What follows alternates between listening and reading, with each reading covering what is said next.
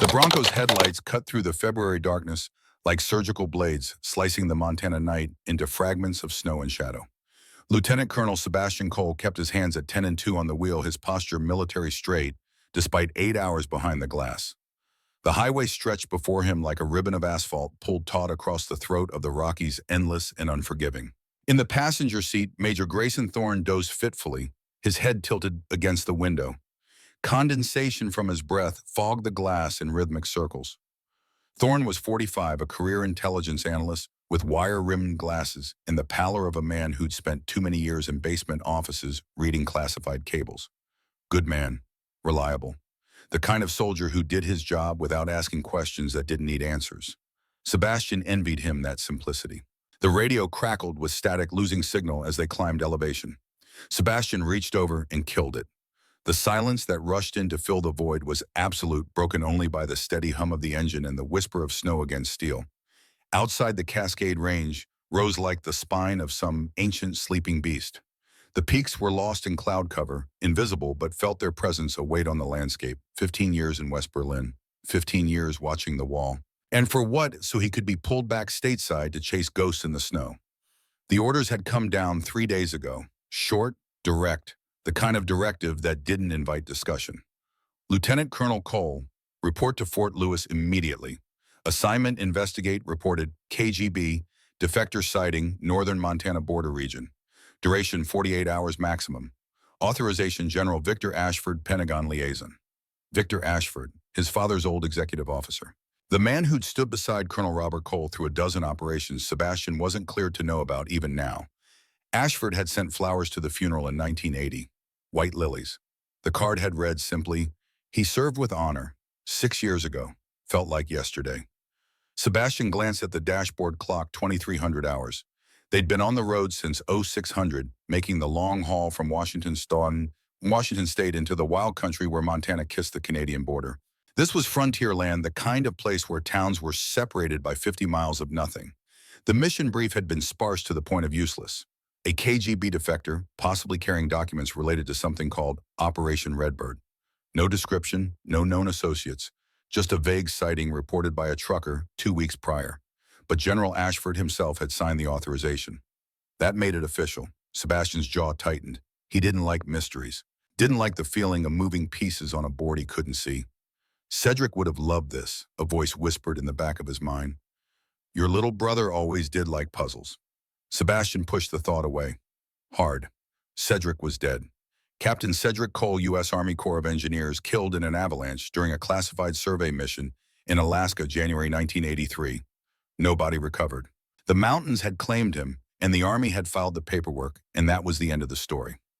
Except it wasn't. Not really. Because you couldn't bury a ghost and you couldn't mourn what you'd never held in your hands and known with certainty was gone. Sebastian had stopped looking after 6 months. The search teams had combed every accessible slope. The helicopter crews had flown grid patterns until their fuel gauges hit red. The official investigation had concluded death by natural disaster. Remains presumed lost, case closed. He'd gone back to Berlin, back to the work, back to pretending that duty could fill the hole where family used to be. A road sign emerged from the snow, Glacier Park border, 15 miles. Thorne, Sebastian said quietly, we're close. The major stirred, blinking awake. He pushed his glasses up the bridge of his nose and squinted at the darkness beyond the windshield. Where are we? 15 miles out. There's a truck stop up ahead.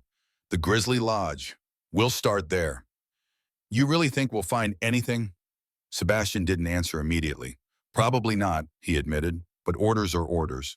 They drove in silence after that. The road narrowed, became rougher. Pine trees crowded close on either side, their branches heavy with snow.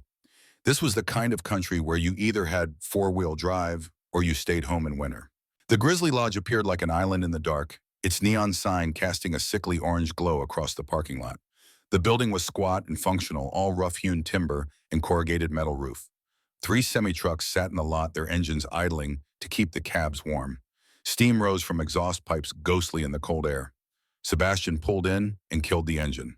The sudden silence was profound. Doesn't look like much, Thorne observed. It's not supposed to. Sebastian opened his door. The cold hit him like a physical blow, 20 degrees below freezing easy, with a wind chill that cut through his field jacket like it wasn't even there. Come on, let's get this over with. Inside the lodge was warm to the point of stifling. The heat came from a wood-burning stove in the corner, its belly glowing red through the grated door. The air smelled of coffee, bacon grease, and wet wool. A handful of patrons occupied the booths along the windows. Truckers, mostly men with weathered faces and thousand-yard stares, nursing cups of coffee and picking at plates of eggs that had gone cold an hour ago. Behind the counter stood a waitress. She was young, maybe 22, with blonde hair pulled back in a practical ponytail and eyes that held the particular exhaustion of someone working double shifts to make rent. Her uniform was generic diner issue, white blouse, black slacks, apron tied at the waist. A name tag pinned to her chest read CLEM in faded letters. She looked up as they entered, and Sebastian saw her make the calculation every waitress makes when new customers walk in at this hour. How much trouble are they going to be? Sit anywhere, she called, gesturing vaguely at the empty booths. Coffee, please. Sebastian chose a booth near the back one that gave him clear sight lines to both the entrance and the kitchen. Thorne slid in across from him, already pulling out a small notepad from his coat pocket. The waitress, Clem, brought over a pot and 2 mugs. She poured without asking, the kind of automatic motion that came from muscle memory. Food? Just coffee for now, Sebastian said. He studied her face, looking for signs, nervousness, recognition. Anything that might indicate she'd seen something unusual. He saw only tiredness and the faint irritation of someone who wanted her shift to end. She started to turn away. Miss, Sebastian kept his voice casual. Can I ask you something? Clem paused, her expression guarded. Depends on what you're asking. Sebastian reached into his jacket and pulled out a photograph.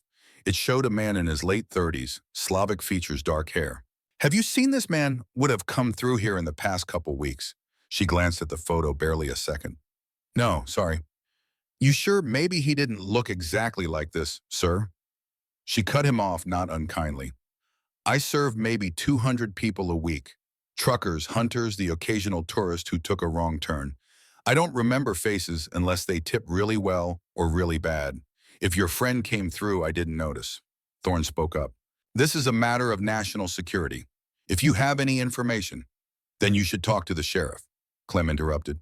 I'm just trying to finish my shift. Sebastian held up a hand, stopping Thorne from pressing further. No food. Thank you for your time. She nodded and walked away. Across the diner, one of the truckers was signaling for a refill. Thorne leaned in, lowering his voice. That went nowhere fast. Dead end. Sebastian sipped his coffee. It was terrible, burned and bitter, but at least it was hot. We'll check with local law enforcement in the morning. If the defector was here, someone might have seen something. And if not, then we file a report, head back to base, and chalk it up to bad intelligence. Sebastian was reaching for his wallet when it happened. The waitress, Clem, was refilling the trucker's mug, balancing the coffee pot in one hand, while reaching across the table with the other. Her foot caught on something, maybe the edge of a floor tile, maybe nothing at all. Just one of those small moments of clumsiness that happen 1,000 times a day and mean nothing. She stumbled. The coffee pot wobbled but didn't fall. She caught herself on the edge of the table, muttered an apology to the trucker. Her hand went to her collar, steadying herself, and the chain broke. Sebastian heard the snap, a tiny metallic sound that shouldn't have been audible over the background noise of the diner. But in that moment, it was the only sound in the world. A silver locket tumbled from beneath Clem's collar, the broken chain trailing like a streamer. It hit the linoleum floor with a distinct clatter, the kind of sharp percussion that made people look up from their coffee. The locket bounced once, twice. The impact popped the clasp. It spun, coming to rest on the floor between Sebastian's booth and the trucker's table, lying open like a clamshell. Inside, a photograph, sepia-toned, slightly faded. A man in his early 30s stood in front of a garage, the kind of small-town auto shop with hand-painted signs and oil stains on the concrete. He wore jeans and a plain white t-shirt, his hair windblown, his smile easy and genuine. Behind him, barely visible, a sign read Olson Auto Repair. The man in the photograph had his hands in his pockets. His posture was relaxed, comfortable. This wasn't a formal portrait. This was someone capturing a moment, preserving a memory of an ordinary day. Sebastian looked at the photo. The world stopped. The match was immediate, absolute, undeniable. The coffee mug slipped from Sebastian's fingers. It hit the table, didn't break, but sent a wave of lukewarm coffee spreading across the laminate surface. Thorne jumped back. Clem hurried over with a rag, apologizing. Sebastian didn't hear any of it. He was staring at the photograph on the floor, staring at his brother's face. Sir, Clem was crouching down, reaching for the locket. I'm so sorry. Let me just... Sebastian's hand shot out. Fast. His fingers closed around her wrist, not hard enough to hurt, but firm enough to stop her movement. She froze, her eyes going wide. Where did you get that? Sebastian's voice came out flat, empty. It's mine, Clem said. Let go of me. The photograph. Where did you get the photograph? I don't... It's personal. Let go. Thorne was on his feet now, sensing the shift in atmosphere. Sebastian, what's going on? Sebastian released her wrist. With his other hand, he reached down and picked up the locket. The silver was warm from where it had rested against her skin. He held it in his palm, staring at the image inside. Cedric, younger than the last time Sebastian had seen him. Less formal. No uniform, no military bearing. Just a man standing in front of a garage, caught in a moment of unguarded happiness. But undeniably, unmistakably Cedric. Sir, please, Clem was saying. That's private property. You need to give it back. Sebastian looked up at her. What's his name? What? The man in this picture. What's his name? Clem's eyes darted to the locket, then back to Sebastian's face. That's none of your business. His name, not a request, a command. Thorne moved closer. Sebastian, you're scaring her. What's... Sam, Clem said quickly. His name was Sam. Sam Carter. Now give it back. Sam Carter. Not Cedric Cole. Not Captain Cole, U.S. Army Corps of Engineers. Sam Carter. Sebastian turned the locket over. On the back, engraved in small, precise letters, USAC E-1279. United States Army Corps of Engineers. Serial number 1279. Was Cedric service identification. The room tilted. Sebastian was aware distantly that he was standing now. Thorne was gripping his arm, saying something. The other patrons in the diner were watching, wary. When, Sebastian heard himself ask, when did you know Sam Carter? Clem took a step back. I don't have to answer your questions. I'm asking nicely. You're really not. Miss Rosewood. Thorne had found her name tag. His tone was placating, reasonable. We're not trying to frighten you, but that locket may be evidence in a federal investigation. If you could just tell us. 1983, Clem said. She was looking at Sebastian now, really looking, and whatever she saw in his face made her decide that lying wasn't going to help. I knew him in 1983. He worked at Olson's garage in Kalispell. We were friends, that's all. 1983. 3 years ago. The year Cedric died. He gave you this? Sebastian gestured with the locket. Yes, before he left. Left for where? I don't know. He didn't say. Just said he had to go, that it wasn't safe to stay. Clem's voice cracked slightly. That was 3 years ago. I haven't heard from him since. Now please give it back.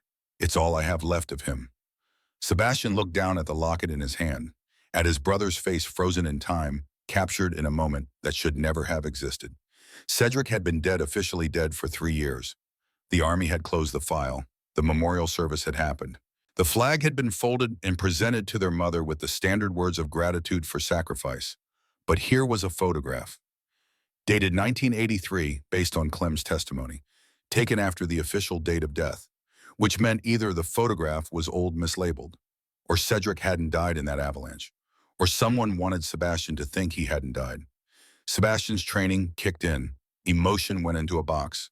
The box went into a vault. When he spoke again, his voice was calm, professional. Miss Rosewood, I need you to come with us. Excuse me? This locket is evidence and you're a witness. He stopped, recalculating. I need you to answer some questions. Official questions. I already told you everything I know. I don't think you have. Sebastian caught Thorne's eye. Thorne gave a microscopic nod and moved toward the door, positioning himself to cut off that exit route.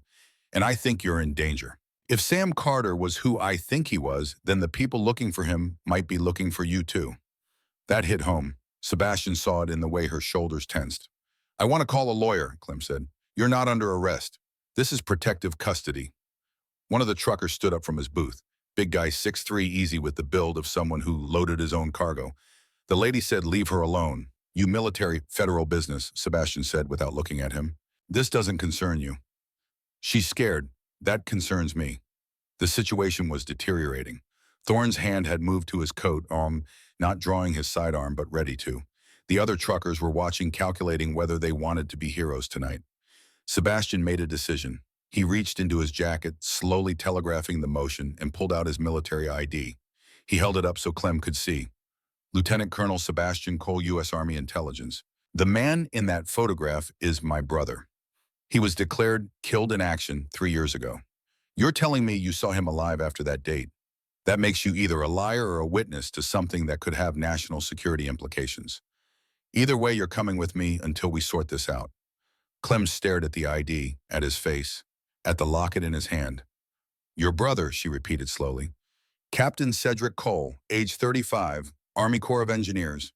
Brown hair, brown eyes, 5'11", distinguishing marks, scar on his left forearm, from a climbing accident when he was 14. Does that match Sam Carter? She didn't answer, didn't need to. Sebastian could see the recognition dawning in her eyes. She'd known Sam Carter, known him well enough to keep his photograph for 3 years. And now someone was telling her that Sam Carter had another name, another life. He never told me, Clem whispered. He said he was a mechanic, just a mechanic who got in over his head with the wrong people. What people? He didn't say, just that they were dangerous, that I should forget I ever met him. She looked up at Sebastian. I thought he was dead. I thought whatever trouble he was in had caught up with him and he was dead in a ditch somewhere. He might be. Sebastian hated saying it, but I need to know for sure. And to do that, I need you to tell me everything. Everything he said, everything he did, every detail you can remember. Are you willing to do that? Clem hesitated. Sebastian could see her running through options, trying to find a way out that didn't involve going with two strange men in the middle of the night. Finally, she nodded. Can I get my coat? Make it fast. She disappeared into the back. Thorne moved closer to Sebastian, keeping his voice low. You really think that's your brother in the photo? I know it is. Sebastian was still holding the locket. The question is when that photo was taken and why Cedric was using an alias. Could be old, before his death. She said 1983. Cedric died in January 83. If this was taken after that, then he's alive, or was, 3 years ago. Or someone's setting an elaborate trap using my brother's face as bait. Thorne considered that. Who would go to that much trouble? I don't know, but I'm going to find out. Clem emerged from the back wearing a heavy parka and carrying a small purse. She looked resigned. Where are we going? She asked. Somewhere we can talk privately, Sebastian said. Somewhere safe. They walked out into the parking lot into air so cold it burned the lungs. The Bronco sat where they'd left it, already accumulating a fresh layer of snow on the hood. Sebastian unlocked it, held the back door open for Clem. She climbed in without protest. As Sebastian walked around to the driver's side, his phone rang. Not his personal cell. The secure line. He answered. Cole. Colonel. The voice on the other end was instantly recognizable. Cultured. Authoritative. I understand you've arrived in Montana. General Ashford. Sebastian kept his voice neutral. Yes, sir. Just beginning preliminary inquiries. And have you found anything?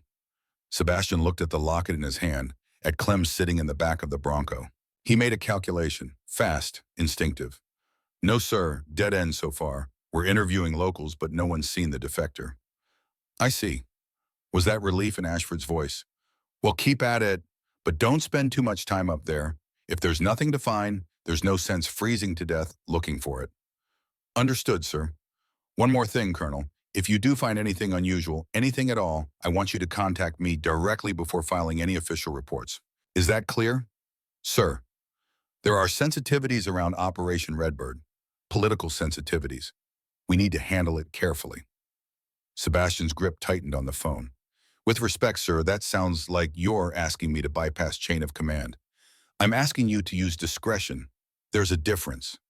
Yes, sir. Good man. Check in tomorrow.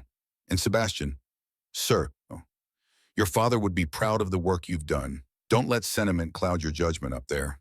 The line went dead. Sebastian stood in the parking lot, snow gathering on his shoulders, staring at the phone. Sentiment. Ashford had no idea. He climbed into the Bronco and started the engine. In the back seat, Clem hugged herself, shivering. Where are we going? She asked again. Sebastian put the truck in gear. My family's ranch. It's about 2 hours south. You'll be safe there while we figure out what's happening. And then what? Then we find out if Sam Carter was really my brother. And if he is. Sebastian didn't finish the sentence. If Cedric was alive, then everything Sebastian thought he knew about the past 3 years was wrong.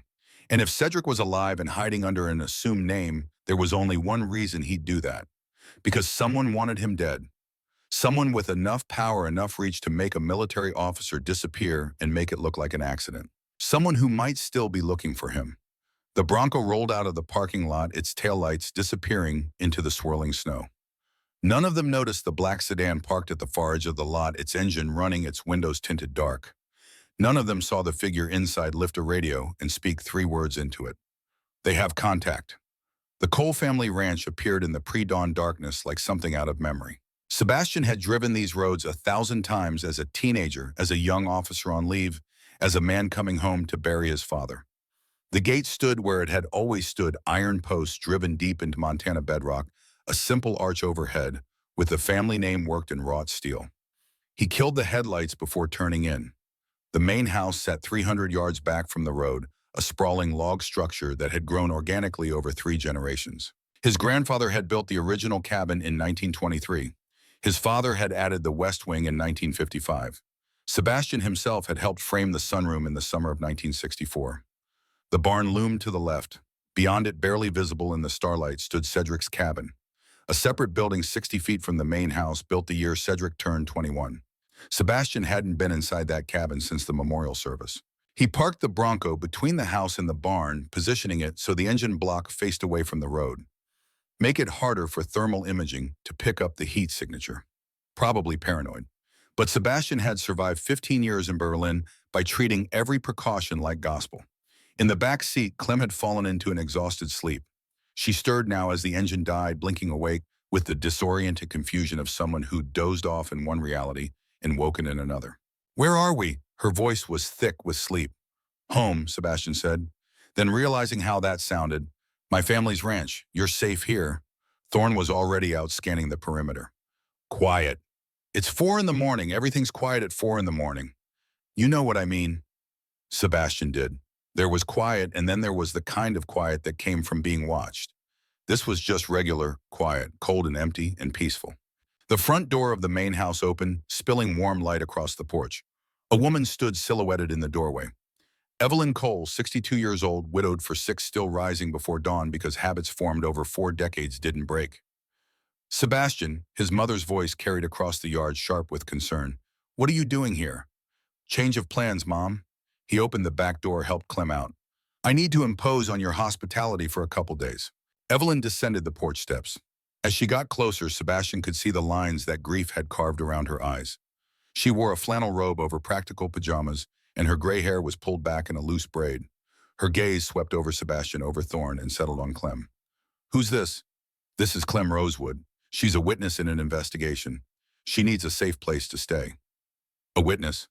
Evelyn's tone suggested she heard all the things Sebastian wasn't saying. "What kind of investigation brings witnesses to my door at 4 in the morning?" Sebastian pulled the locket from his pocket. He opened it, held it so his mother could see the photograph inside. Evelyn Cole made a sound. Not quite a gap, not quite a sob. Something caught between the two. Her hand rose to her mouth, and for a moment Sebastian thought she might fall. He moved to catch her, but she steadied herself against the porch railing. "Where did you get this?" she whispered. "She had it." Sebastian nodded toward Clem. "Says a man named Sam Carter gave it to her in 1983. Says Sam Carter worked at a garage in Kalispell." Evelyn's eyes, the same gray as Sebastian's, as Cedric's, locked onto Clem's face. "You knew my son." "I knew Sam," Clem said quietly. "I didn't know he was anyone's son. I didn't know he was anything except what he told me." "Which was what?" "That he was a mechanic, that he was in trouble, that I should forget I ever met him." Clem's voice cracked. "I'm sorry. If I'd known." "Come inside." Evelyn's tone shifted, becoming practical maternal. "All of you. It's too cold to have this conversation in the yard." The interior of the Cole house smelled the way it always had: wood smoke and coffee and the faint vanilla scent of the tobacco his father had smoked in his pipe. Family photos lined the mantel above the fireplace. Sebastian avoided looking at them. He knew which ones they were. The spaces where Cedric's face smiled out from frames that Evelyn dusted religiously but never moved. She put on coffee while Sebastian settled Clem in the living room. Thorne excused himself to make a perimeter check. When the coffee was ready, Evelyn sat across from Sebastian and Clem, 3 mugs on the table between them. Steam rose in lazy spirals. Outside, the first gray light of dawn is beginning to bleed into the eastern sky. "Tell me everything," Evelyn said. So Clem did. She'd met Sam Carter in the spring of 1983. He'd come into the diner where she worked, not the Grizzly Lodge, a different place long since closed. He'd been polite, quiet. He came back the next day, and the next. Within a week, they were talking. Within a month, they were friends. Within 2 months, something more. He was gentle, Clem said, staring into her coffee. He had these nightmares. Would wake up shouting about birds, red birds, said they were eating the sun. Sebastian's jaw tightened. He exchanged a glance with his mother. She'd gone very still. He ever explained the nightmares? Sebastian asked. No, just said they'd been with him since he was young, since an accident. Clem looked up. He had a scar on his left arm. Said he got it climbing. Cedric fell on a training climb when he was 14, Evelyn said quietly. 17 stitches. Clem's eyes widened. It was him. It was really him. Keep going, Sebastian said. What happened after you became close? We had about 4 months. He worked at the garage, fixed cars. He was good with his hands, good at solving problems. She paused, gathering herself. Then one night in January, he showed up at my apartment. 2 in the morning, he was bleeding. Sebastian leaned forward. Bleeding from what? A cut on his side, not deep but long, like someone had slashed him with a knife. He wouldn't tell me how it happened. Just kept saying, they found me. They found me. He was terrified. Did you see who they were? No, he made me turn off all the lights. We sat in the dark for 2 hours. Then he said he had to leave, had to disappear. Gave me the locket, told me to keep it safe. Clem's hands shook around the coffee mug. He kissed me goodbye, told me he was sorry for bringing danger to my door, and then he was gone. I never heard from him again. The room fell silent. Outside a rooster crowed. Evelyn spoke first. He was alive. In 1983, after the army told us he was dead, my baby boy was alive and hiding in Montana, and I didn't know. Mom, don't. She held up a hand. Just let me sit with this for a moment. They sat. Sebastian watched his mother's face, watched grief and hope, and anger war for dominance. Finding out Cedric might have been alive, might still be alive, was a gift and a curse. It meant 3 years of mourning had been built on a lie. After a long moment, Evelyn straightened. What's your plan? I need to search Cedric's cabin, see if there's anything he left behind. It's been 3 years, Sebastian. If there was evidence, not if they didn't know what to look for. Sebastian pulled out a journal. I found this hidden behind his bookshelf earlier. Last entry is from January 83. He opened to the final page, read aloud. June 1982, father was right. Someone in the unit is compromised. October 1982, trace payments to Swiss account. January 1983, they're watching me. Need to disappear. We'll use protocol Redbird. Evelyn's face went white. Protocol Redbird. You know it. Your father taught you boys survival codes. Emergency protocols, in case you were ever compromised in the field. Redbird meant trust no one official. Sebastian nodded slowly. Cedric didn't just run, he ran from someone in the military. Someone high enough up to fake his death and make it stick. But who? I don't know, but I'm going to find out. The sound of footsteps on the porch interrupted them. Sebastian's hand went to his sidearm. Then Thorne's voice called through the door. It's me. We've got a problem. Sebastian opened the door. Thorne stood on the threshold. Behind him, parked in the driveway, was a black sedan that definitely hadn't been there when they'd arrived. Visitor, Thorne said. Came up the drive about 5 minutes ago. Professional. Knew exactly where she was going. She, as if on cue, the sedan's door opened. A woman stepped out. Sebastian recognized her immediately and his stomach dropped. Vera Ashford, 34 years old, de liaison daughter of General Victor Ashford, and as of 6 months ago, Sebastian's fiancée. She wore a charcoal suit that probably cost more than most people's monthly rent, and her dark hair was pulled back in a style that was both professional and severe. She moved like someone used to command, each step deliberate and confident. Sebastian, her voice carried across the yard, we need to talk. Sebastian descended the porch steps slowly. Vera, this is unexpected. Is it? She stopped 10 feet away. Your mother called me, said you'd shown up in the middle of the night with a strange woman and a story about Cedric. Did you really think I wouldn't come? He glanced back at the house. Through the window, he could see his mother's silhouette. Of course she'd called Vera.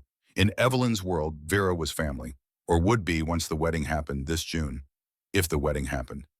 This is official business, Sebastian said carefully. I can't discuss an ongoing investigation. Investigation? Vera laughed, but there was no humor in it. Sebastian, you're chasing ghosts. Cedric died 3 years ago. I was at the memorial service. We both cried. No body was recovered. Because it was an avalanche. Because he was buried under 10,000 tons of snow. Sebastian pulled out the locket. This woman knew him in 1983, after his death. He was using an alias working as a mechanic running from something. Vera's expression didn't change, but Sebastian had spent 15 years reading micro-expressions. He saw the fractional tightening around her eyes, the almost imperceptible pause before she responded. She was surprised, but not shocked, which meant she'd already known something was wrong with Cedric's death. "Where did you get that?" Vera's voice remained steady. "The witness. She's inside. I want to talk to her." "That's not happening." "Sebastian, I'm trying to help you. If Cedric was alive, if he's still alive, then someone went to enormous trouble to fake his death. That means conspiracy at a very high level. That means you're in danger just by asking questions." "I can handle danger." "And can you," Vera took a step closer, "can you handle the possibility that your brother didn't just run, that maybe he was the one who was compromised, that maybe he faked his death because he was guilty of something?" The words hit like a physical blow. Sebastian felt his vision narrow. "Watch yourself. I'm serious. You're emotionally compromised. You want Cedric to be the hero so badly that you're not considering other possibilities." Vera's tone softened slightly.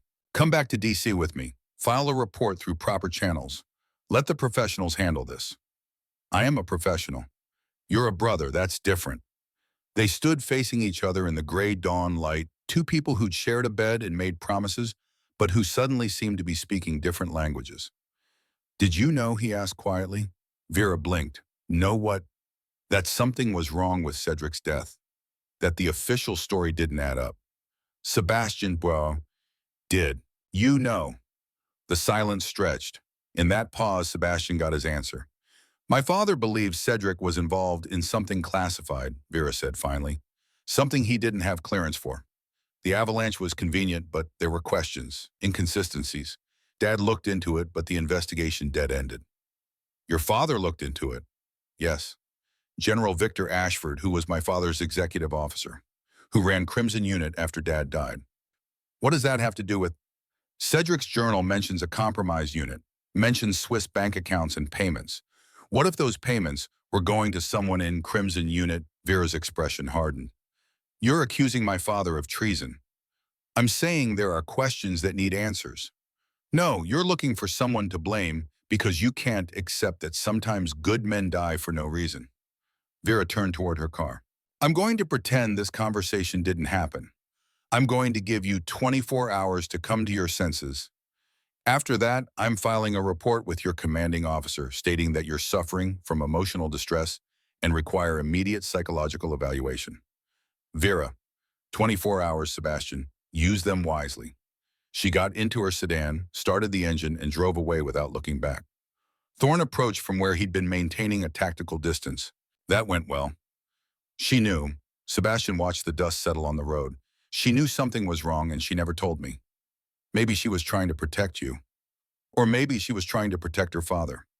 They went back inside. Evelyn was in the kitchen making breakfast. Bacon sizzled in a cast-iron pan. Eggs waited in a bowl. The coffee pot had been refilled. Clem sat at the table looking lost. "Your fiancée seems nice," she said with deadpan delivery. Sebastian almost smiled. "She has her moments." Evelyn set plates on the table with more force than necessary. "That girl has her father's eyes. Cold. Calculating. I never understood why you wanted to marry her." "Mom, Robert didn't trust Victor Ashford. Did you know that your father never said it outright, but I could tell, the way he'd get quiet when Ashford's name came up." She sat down, her hands shaking slightly. "I thought it was paranoia. Robert had been in the intelligence game too long. But what if he was right?" Sebastian reached across the table, took his mother's hand.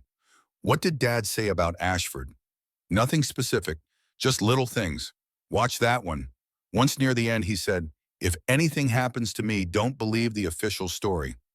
Mom, Dad died in a car accident. There was an investigation. I know what the report said. Single vehicle collision, black ice. But Sebastian, your father had been driving Montana roads for 40 years. And the timing," she trailed off. "What timing?" "He died 3 weeks after telling me he'd found something. Something big. He wouldn't say what, just that he was going to make a report to someone outside the normal chain of command." Evelyn's eyes filled with tears. And then the accident happened. The pieces were starting to assemble. Not a complete picture, but the edges of something vast and dark. Sebastian pulled the journal out again. Father was right. Someone in the unit is compromised, he read aloud. Cedric was investigating the same thing Dad was investigating, and they both ended up dead. Or running, Clem interjected. Cedric didn't die, he ran. Because he was smarter than Dad, because he saw what happened to our father and knew he'd be next. Sebastian stood abruptly. I need to search that cabin, every inch. If Cedric left any evidence behind, I need to find it. Thorne was already on his feet. I'll help. No, I need you to stay here. Protect them. Sebastian gestured to his mother and Clem. If Vera knows I'm asking questions, her father knows. And if Ashford is involved, he'll send people. You think they'd attack your family home? I think when you're covering up treason and murder, there's no such thing as sacred ground. Sebastian grabbed his coat and headed for the door. The walk to Cedric's cabin took 30 seconds. The structure was smaller than the main house. Cedric had designed it himself, practical, efficient, with large windows facing east to catch the morning sun.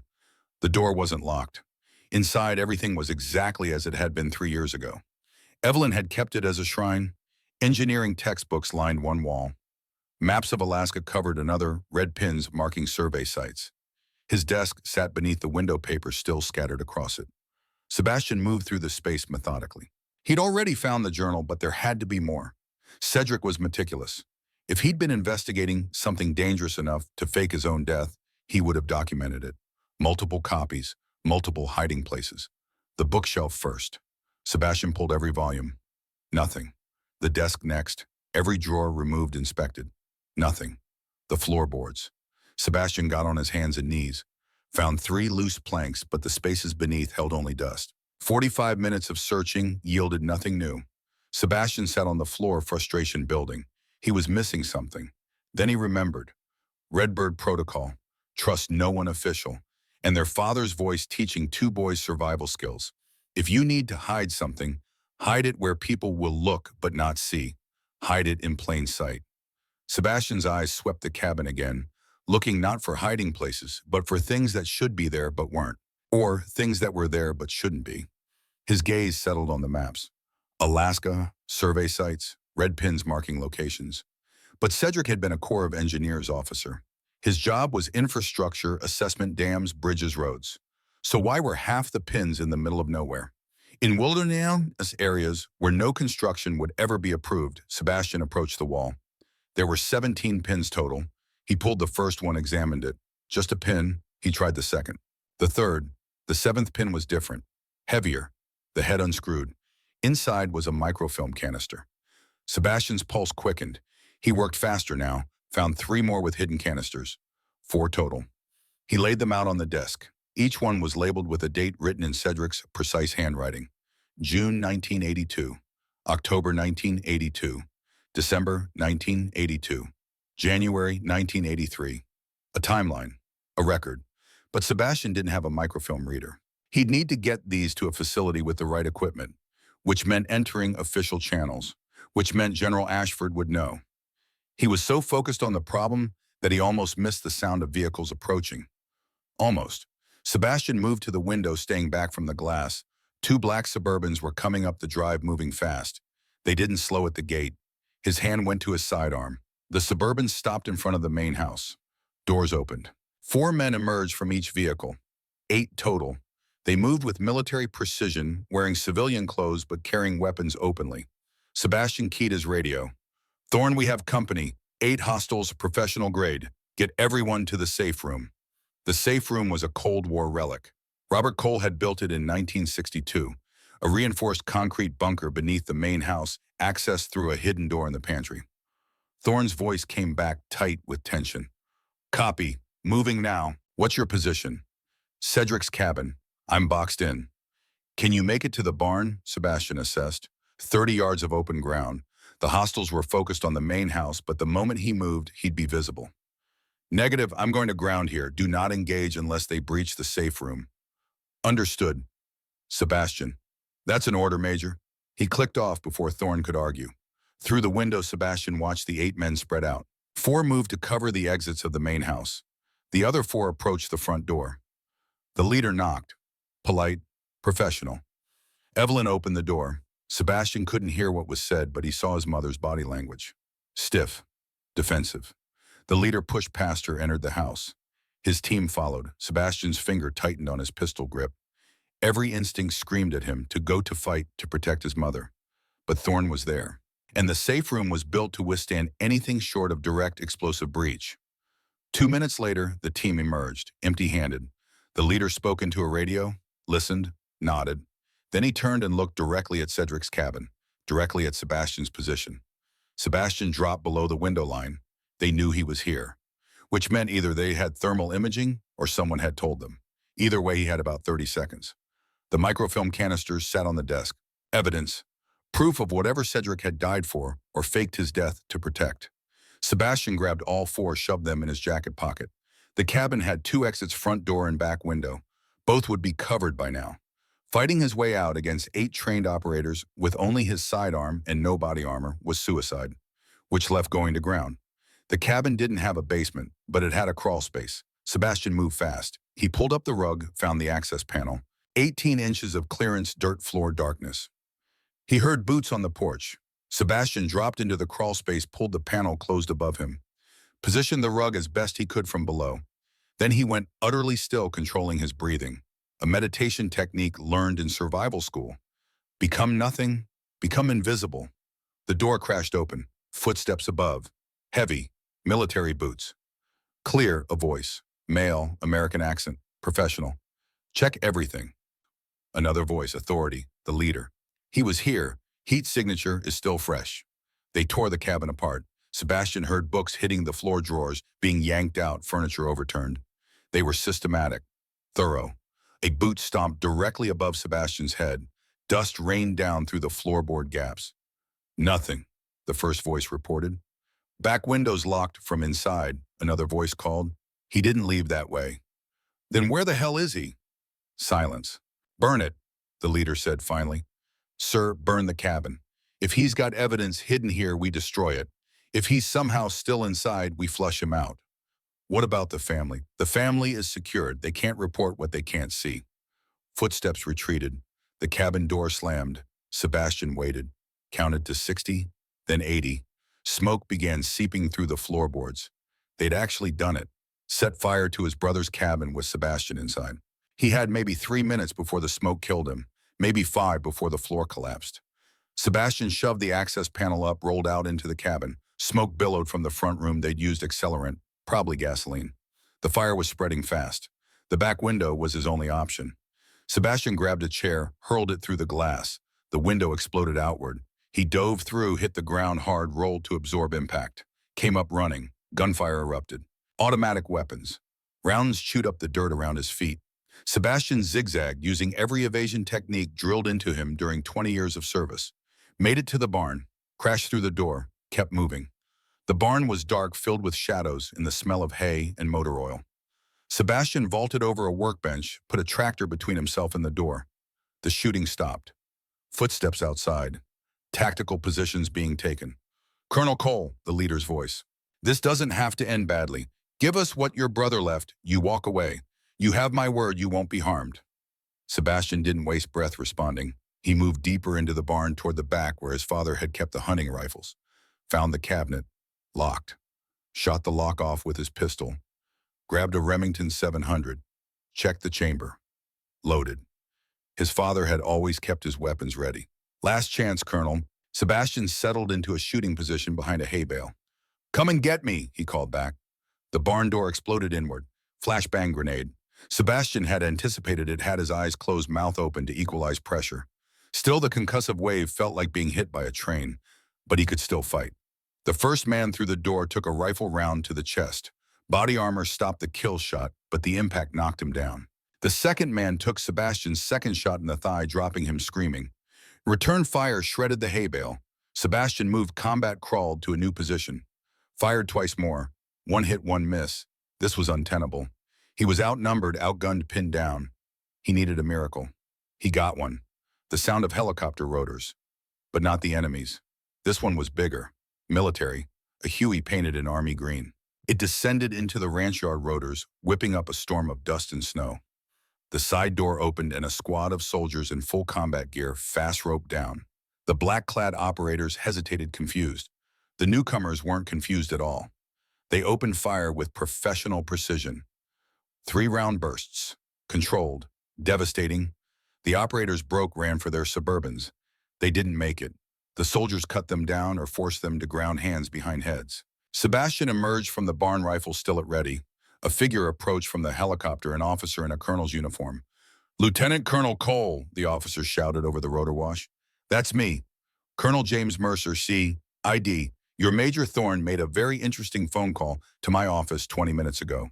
Criminal Investigation Command, the Army's police force. Thorne called C.I.D. Sebastian lowered his rifle. Actually, he called the Pentagon first, then he called us. Then he called every goddamn 3-letter agency in Washington until someone listened." Mercer grinned. "I like that man. He has initiative." The helicopter lifted off. The sudden quiet after the rotors faded was profound. Sebastian looked at the burning cabin, at the captured operators now being zip-tied by CID soldiers, at the main house where his mother and Clem were emerging from the safe room guided by Thorne. "This is going to be a very long report," Mercer observed. "You have no idea," Sebastian said. But for the first time in 3 years, he felt something unfamiliar. Hope. Because the microfilm canisters in his pocket held answers. And now with CID involved, he had a chance to find out what those answers were without General Victor Ashford shutting down the investigation. The hunt wasn't over, it was just beginning. The CID field office in Missoula occupied the 3rd floor of a nondescript federal building 2 blocks from the courthouse. Colonel James Mercer had commandeered a conference room and turned it into a makeshift operations center. Maps covered one wall, evidence bags lined a folding table. A microfilm reader sat in the corner borrowed from the university library. Sebastian hadn't slept in 36 hours. He could feel it in his bones and the way his thoughts moved through mud instead of water. But sleep was a luxury for people who weren't sitting on evidence that might bring down a general. Across the table, Mercer reviewed the contents of the first microfilm canister. He was 52 career CID, with the kind of face that had seen every flavor of human ugliness and stopped being surprised years ago. His reading glasses sat low on his nose. Every few seconds, he'd make a note on the legal pad beside him. "Jesus Christ," he muttered. Not for the first time. Sebastian sipped coffee that had gone cold an hour ago. "That bad? Worse?" Mercer looked up. "Your brother documented a systematic pattern of classified information being sold to Soviet intelligence over 8 years. Wire transfers, dead drops, coded communications. He has dates, amounts, and—" Mercer tapped the screen, photographs. "Of who?" "Let me finish the first canister before I make accusations I can't take back." Thorne sat by the window, his leg elevated.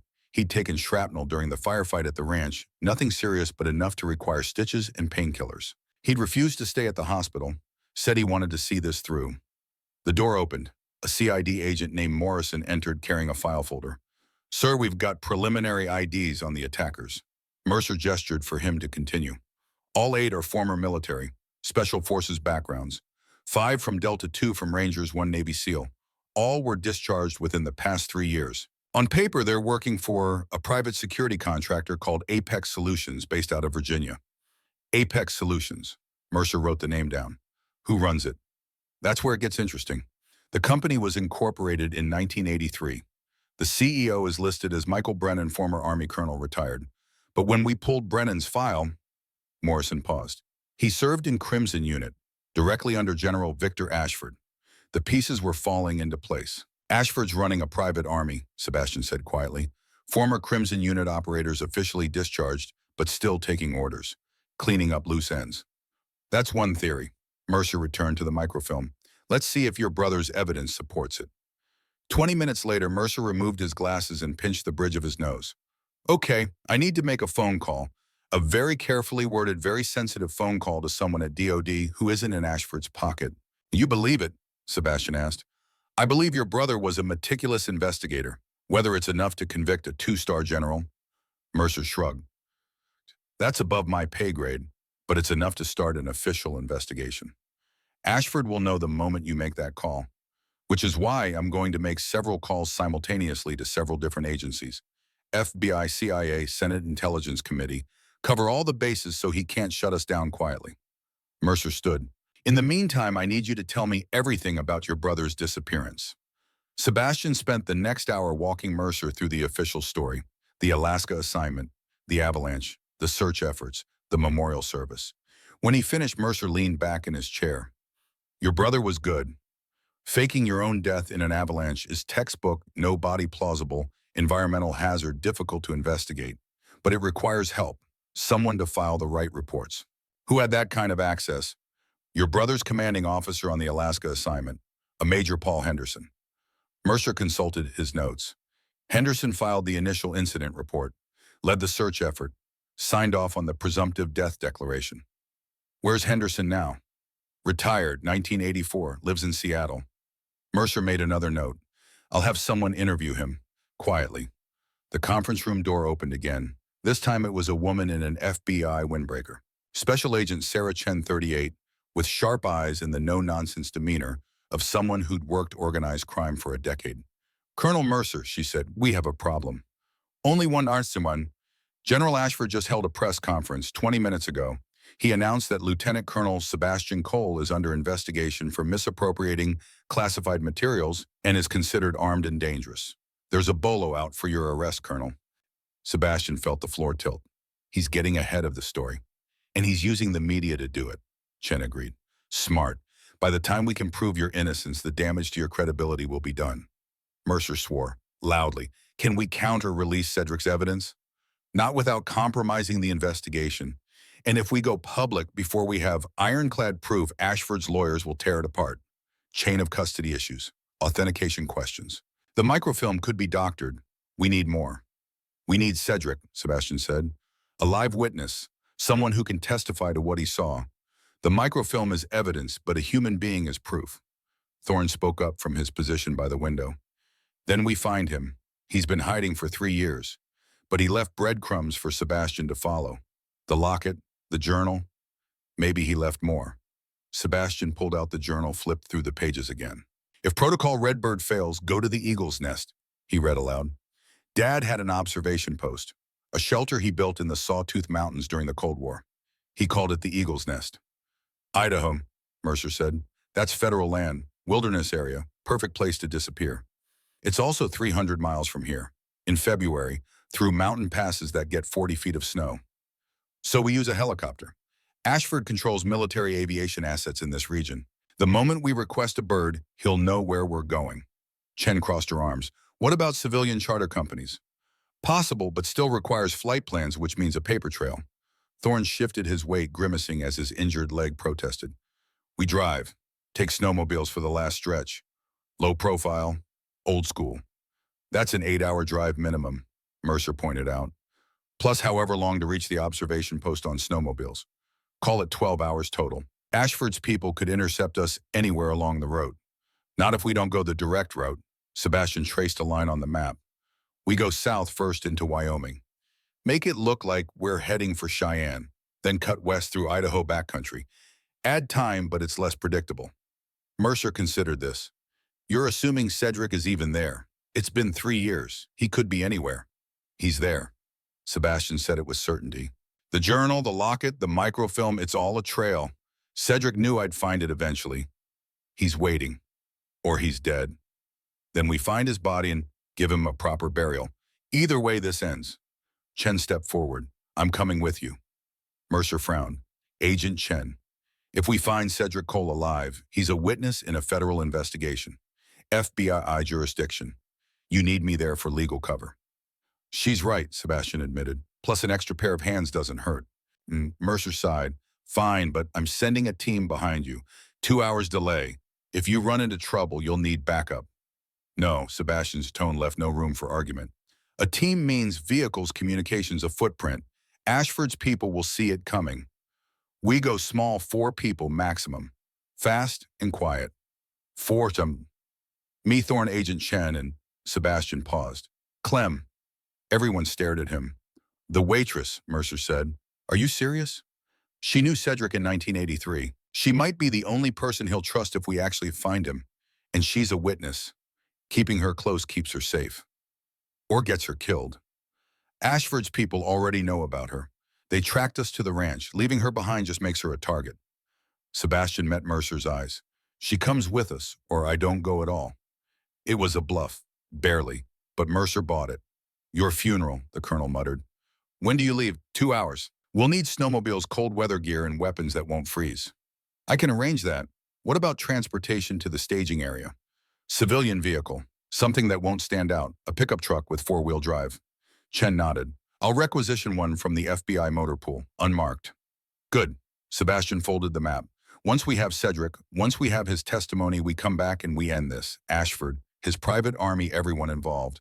We burn it all down. And if Cedric doesn't want to testify? Thorne asked quietly. Sebastian had thought about that. Then I'll convince him, Sebastian said. He's my brother. He'll listen. He hoped that was true. 2 hours later, Sebastian stood in the parking garage beneath the federal building, watching as supplies were loaded into a dark blue Ford F-250. The truck was anonymous, 10 years old, with Montana plates and enough wear to blend into rural traffic. Clem arrived escorted by a CID agent. She'd been sequestered in a safe location since the ranch attack. She looked tired, overwhelmed, but determined.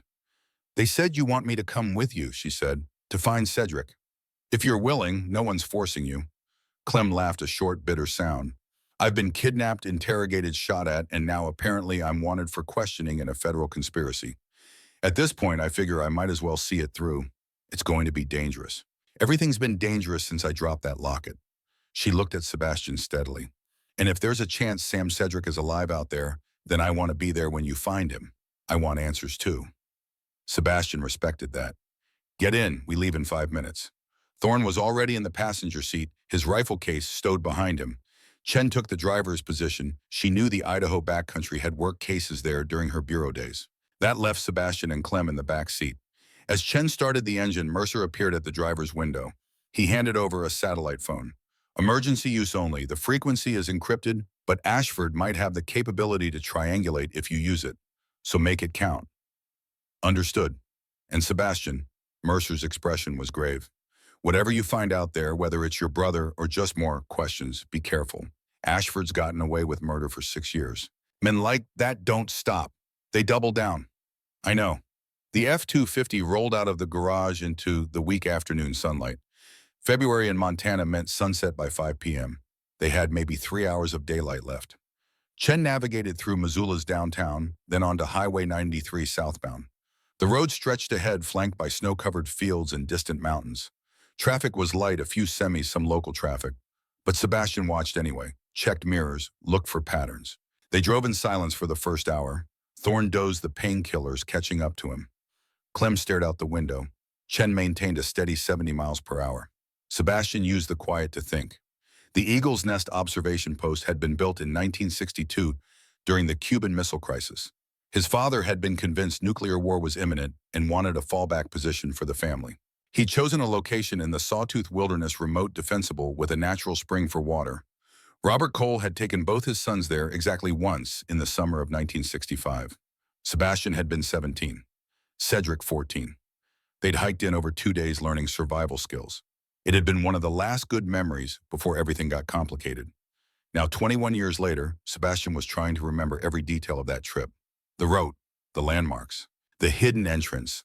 His father had been paranoid, but paranoia, it turned out, was just pattern recognition applied to threats most people refuse to see. Can I ask you something? Clem's voice broke his reverie. Sebastian looked over. Sure. Why did you really bring me along and don't give me the witness protection line? Sebastian considered lying, decided against it. Because if we find Cedric, he's going to be scared. Paranoid. 3 years of hiding does that to a person. And the sight of his big brother, the one who works for the same organization that tried to kill him, might not be reassuring. But me? You're someone he trusted once. Someone from his civilian life.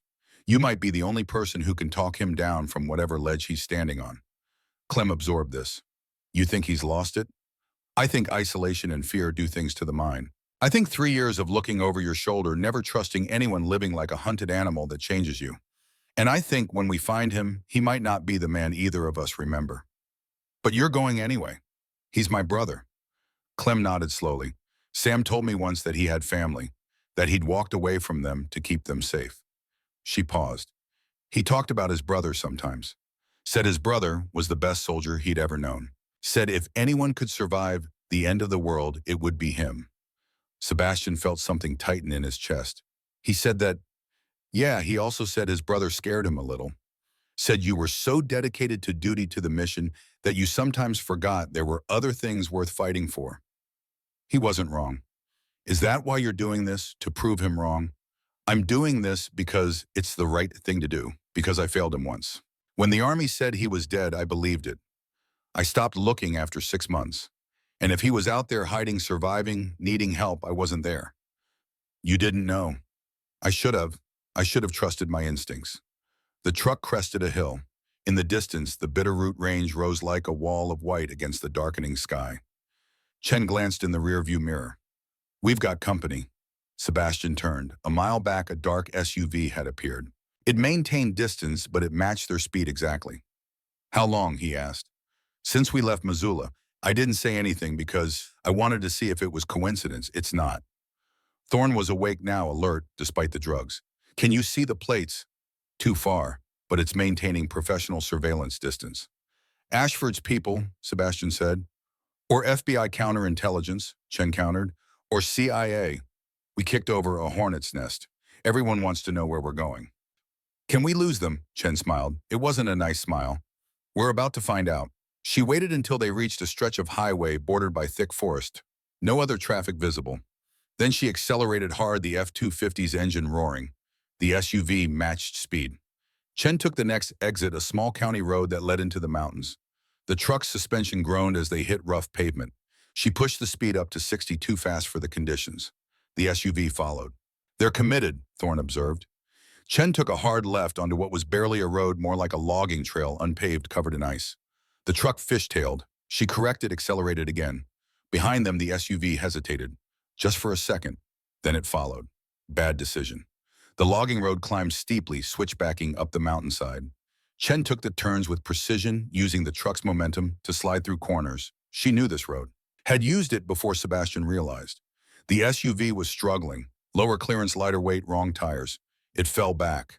Chen reached a straightaway and floored it. The truck launched forward, engine screaming. Half a mile ahead, another turn. She took it at 50, the truck going completely sideways before the tires bit and pulled them straight. The SUV didn't make the turn. Sebastian watched in the side mirrors as the vehicle slid over, corrected, and slammed into a snowbank. It stopped, hard steam rising from the hood. No explosion, no fire, just an expensive vehicle stuck in the snow. Chen slowed to a reasonable speed. That should buy us a few hours. Nice driving, Thorne said. I did a stint with the FBI's surveillance team. You learn things. They continued for another 20 minutes, then Chen pulled onto a Forest Service road that looked abandoned. She drove another mile, then stopped in a clearing, hidden from the main road by dense pines. We switch here, she said. Snowmobiles are stashed half a mile north. From there, it's another 15 miles to the Eagle's Nest. Everyone climbed out. The cold hit like a fist. Sebastian checked his watch, 4:47 p.m. Sunset in 13 minutes. They'd be making the final approach in darkness. Chen led them through the forest to a small hunting cabin. Inside, covered by tarps, were 2 snowmobiles, Arctic Cat models, well maintained. A cache of supplies sat beside them, fuel cans, cold weather gear, weapons. Who set this up? Sebastian asked. Someone at the bureau who owes me a favor. Don't ask questions I can't answer. Fair enough. They geared up quickly. Sebastian took a Remington 8.70 shotgun and his service pistol. Thorne had his rifle despite his injured leg. Chen carried a Glock and a compact AR-15. Clem got a pistol after Chen gave her a 5-minute crash course. Point squeeze. Don't close your eyes, Chen summarized. And for God's sake, don't shoot any of us. I'll try, Clem said dryly. The snowmobile started on the first try. Chen took the lead machine with Clem riding behind her. Sebastian drove the second with Thorne as passenger. The engines were loud in the quiet forest, but there was no helping that. They set off into the gathering darkness. The terrain was brutal. The snowmobiles climbed through drifts 4 feet deep, navigated between trees that appeared suddenly in the headlights, forded half-frozen streams. Chen drove with confidence. Sebastian followed, trusting her route selection. 2 hours in, they stopped to refuel and check navigation. They were deep in the wilderness now, far beyond where any casual hiker would venture in winter. The only sound was wind through the pines and the distant howl of what might have been a wolf. Thorne consulted a GPS unit. We're close, maybe 5 miles. How's your leg? Sebastian asked. Hurts like hell, but I can still pull a trigger. They mounted up again. The final 5 miles took 90 minutes. The terrain got steeper, the snow deeper. Twice they had to dismount and dig out the snowmobiles when they got stuck. But finally Chen stopped. She killed her engine, gestured for Sebastian to do the same. In the sudden silence, she pointed upward. A cliff face rose into the darkness, maybe 300 feet high. At the top, barely visible against the stars, was a rock formation that looked like a bird of prey with wings spread. The eagle's nest. We go on foot from here, Chen said quietly. Sound carries in cold air. If anyone's up there, they'll hear the engines. They hid the snowmobiles under cut branches, shouldered their packs, and began to climb. The ascent was treacherous. The path was more of a suggestion carved into the cliff face by erosion. Ice made every handhold uncertain. The darkness turned every step into an act of faith. Sebastian climbed with his rifle slung across his back, using both hands to grip the rock. Behind him, Thorne struggled with his injured leg, but refused help. Clem climbed between Chen and Sebastian, moving carefully, but without complaint. 45 minutes of climbing brought them to a narrow ledge. Sebastian's lungs burned from the thin air and exertion. His fingers were numb despite the gloves. But there, set into the cliff face behind a natural outcropping of rock, was a door. Steel, weathered, locked. Sebastian approached slowly. The door showed signs of use, scratches around the locked snow cleared from the threshold. Someone was here, or had been recently. He tried the handle. Locked. Then he remembered. His father's paranoia had extended to entry protocols. There was a key, but there was also a knock sequence. 3 quick, 2 slow, 1 quick. A pattern Robert Cole had drilled into his sons during that 1965 visit. Sebastian knocked the pattern, waited. Nothing. He knocked again. 30 seconds of silence. Then from inside a sound. Metal scraping. The lock disengaging. The door opened 6 inches. A shadow stood in the gap, backlit by dim candlelight. A voice Sebastian hadn't heard in 3 years spoke from the darkness. "Hello, brother. I was wondering when you'd figure it out." Cedric Cole stepped into the light. He looked like a ghost. Not the Cedric Cole that Sebastian remembered from 3 years ago, the clean-cut army captain with regulation haircut and pressed uniform. This man was gaunt, almost skeletal, his face weathered by wind and sun into something harder than leather. A beard, unkempt and streaked with premature gray, obscured the jawline Sebastian had known since childhood. His hair hung past his shoulders, matted in places, tied back with what looked like paracord. But the eyes were the same. Brown, intelligent, carrying the weight of too many sleepless nights and too many decisions that couldn't be unmade. Cedric wore layers, thermal underwear beneath wool pants, a fleece jacket over a flannel shirt, all of it patched and repatched with the careful stitching of someone who'd learned to make things last. His hands, visible in the candlelight, were calloused and scarred, the hands of a man who'd learned to survive with what he could carry. For a long moment, the two brothers just stared at each other across the threshold. Then Cedric's gaze moved past Sebastian to the 3 figures standing behind him on the ledge. His eyes widened when they settled on Clem. "Clem," his voice cracked. "Jesus Christ, what are you doing here?" Before anyone could answer, Cedric grabbed Sebastian by the jacket and pulled him inside, gesturing urgently for the others to follow. Get in. You're exposed out there." They filed into the observation post. Cedric slammed the steel door shut behind them, threw the bolt, then dragged a heavy wooden beam across it as additional reinforcement. Only then did he turn back to face them. The interior was larger than Sebastian had expected, carved deep into the mountain itself. His father had built well. The main chamber was maybe 30 feet across with a ceiling high enough to stand upright. A wood-burning stove sat in one corner, its pipe venting through a carefully concealed chimney. Sleeping bags and blankets were piled on a raised platform. Shelves lined the walls, holding canned goods, water jugs, ammunition, medical supplies, the stockpile of a man preparing for a siege. Maps covered one wall, marked with notes in Cedric's precise handwriting. Radio equipment sat on a makeshift desk, old gear, the kind you could repair with basic tools. A shortwave receiver crackled with static in the background. But what struck Sebastian most was the organization. Everything had a place. Everything was maintained. This wasn't the chaotic refuge of a broken man. This was the methodical preparation of someone who'd learned to live with purpose in isolation. Cedric lit 2 more candles, casting the room in a warmer glow. Then he turned to Sebastian, and the brothers stood face to face for the first time in 3 years. "You got my trail," Cedric said. It wasn't a question. The locket, the journal, the microfilm and the map pins. Sebastian's voice was tight, controlled. "You knew I'd find them eventually." "I hoped. Wasn't sure. Thought maybe—" Cedric trailed off, shook his head. "Doesn't matter. You're here now. That means they're close behind you." "We lost them," Chen interjected. "Professional pursuit, but we shook them before the mountains." Cedric's eyes snapped to her, assessing. "FBI. Special Agent Sarah Chen. And you're Captain Cedric Cole, officially deceased as of January 1983. Officially, Cedric agreed. He looked at Thorne next. Army Intelligence. Major Grayson Thorne, your brother's analyst. Cedric nodded, then his gaze returned to Clem. His expression softened, became almost painful to watch. Clem, I told you to forget about me. I told you to move on. I tried, Clem said quietly. Turns out it's hard to forget someone when their brother shows up at your workplace and tells you everything you knew was a lie. I'm sorry, I'm so damn sorry. I never wanted to drag you into this. Too late for sorry. But her voice wasn't angry, it was sad. Are you okay? Are you safe here? Define safe. Cedric gestured around the chamber. I've been here 3 years. They haven't found me yet, but they're looking. They never stopped looking. They, Sebastian said. You mean General Ashford? Cedric's head snapped around. You know. We found your evidence, the microfilm. CID has it now. They're building a case. Cedric laughed, a harsh sound with no humor in it. A case against Victor Ashford. He's a 2-star general with 30 years in the intelligence community. He has friends in every agency, every committee. You think a case is going to touch him? The microfilm documents 8 years of selling classified information to Soviet intelligence, Sebastian countered. Wire transfers, dead drops, photographs. That's not speculation. That's proof. Proof he'll bury. Proof he'll discredit.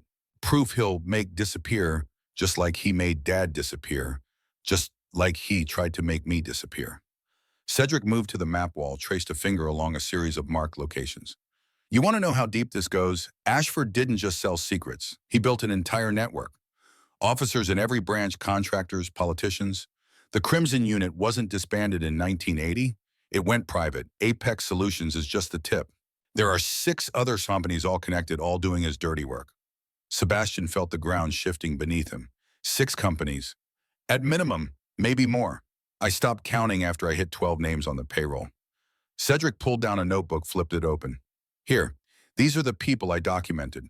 Former Crimson Unit operators now working as security consultants. You recognize any names? Sebastian scanned the list. His stomach dropped. Colonel Michael Brennan. Major Paul Henderson. Captain David Morrison. Henderson. His brother's commanding officer in Alaska. The one who'd filed the death report. Morrison. The CID agent who'd briefed them on the attackers at the ranch. Morrison is CID, Sebastian said slowly. He's working with Mercer right now. Morrison is Ashford's, Cedric corrected. Has been since 2001. He feeds information to the general, makes sure investigations go nowhere. How do you think they found you at the ranch so fast? Thorne swore. We told Morrison everything. Our plans, our evidence. Which means Ashford knows exactly where you are and exactly what you have. Cedric closed the notebook. Which means this observation post is compromised. We have maybe 12 hours before they converge on this location. Probably less. Then we leave, Chen said. We extract now, get you to a secure facility. There is no secure facility. Cedric's voice rose, echoing in the stone chamber. Don't you understand? Ashford's network is everywhere. The moment I surface, the moment I testify, I'm dead. The only reason I'm alive now is because he can't find me to kill me. Then what's the plan? Sebastian asked. Hide here for the rest of your life. Wait for him to die of old age. The plan was to document everything. Build an airtight case. And when the time was right, release it all simultaneously to every oversight committee, every major newspaper, every foreign intelligence service. Scorched earth, make it impossible to bury. Cedric gestured at the shelves. I have copies, physical documents, microfilm, even audio recordings I made using directional mics when Ashford met with his network. Everything is duplicated and cached in 7 locations across 3 states. That's why you sent copies to the Senate Intelligence Committee, Sebastian said, remembering what Thorne had suggested earlier. But Cedric shook his head. I didn't send anything to the Senate, not yet. Too risky. They're infiltrated too.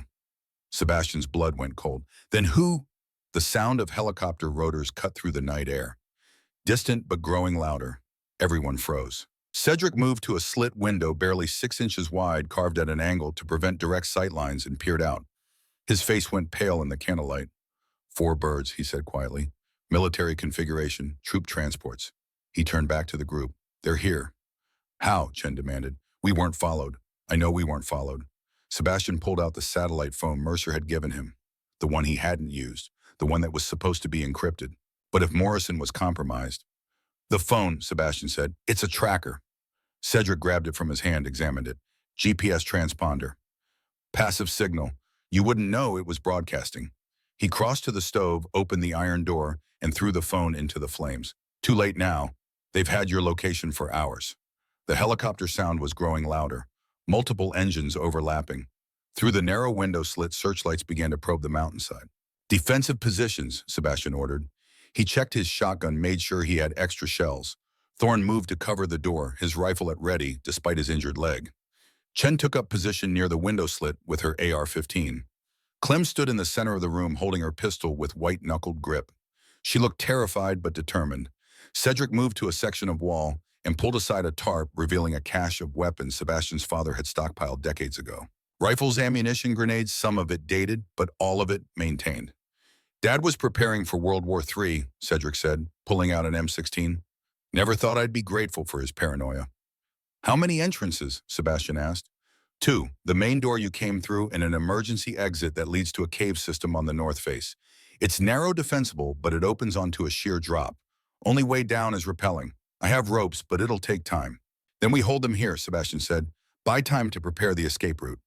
Through the window slit, they could see the helicopters beginning to land on a plateau about 300 yards down the mountain. Men were fast roping down before the skids even touched ground. In the harsh illumination of the searchlights, Sebastian counted at least 40 operators, 40 against 5. And one of the 5 was a waitress who'd never fired a gun until an hour ago. They're not taking chances, Cedric observed. Full tactical assault. Ashford must be desperate. Or he's here personally, Thorne said, making sure it's done right this time. The radio on Cedric's desk suddenly crackled to life. A voice cultured and familiar echoed through the chamber. Captain Cole, I know you can hear me.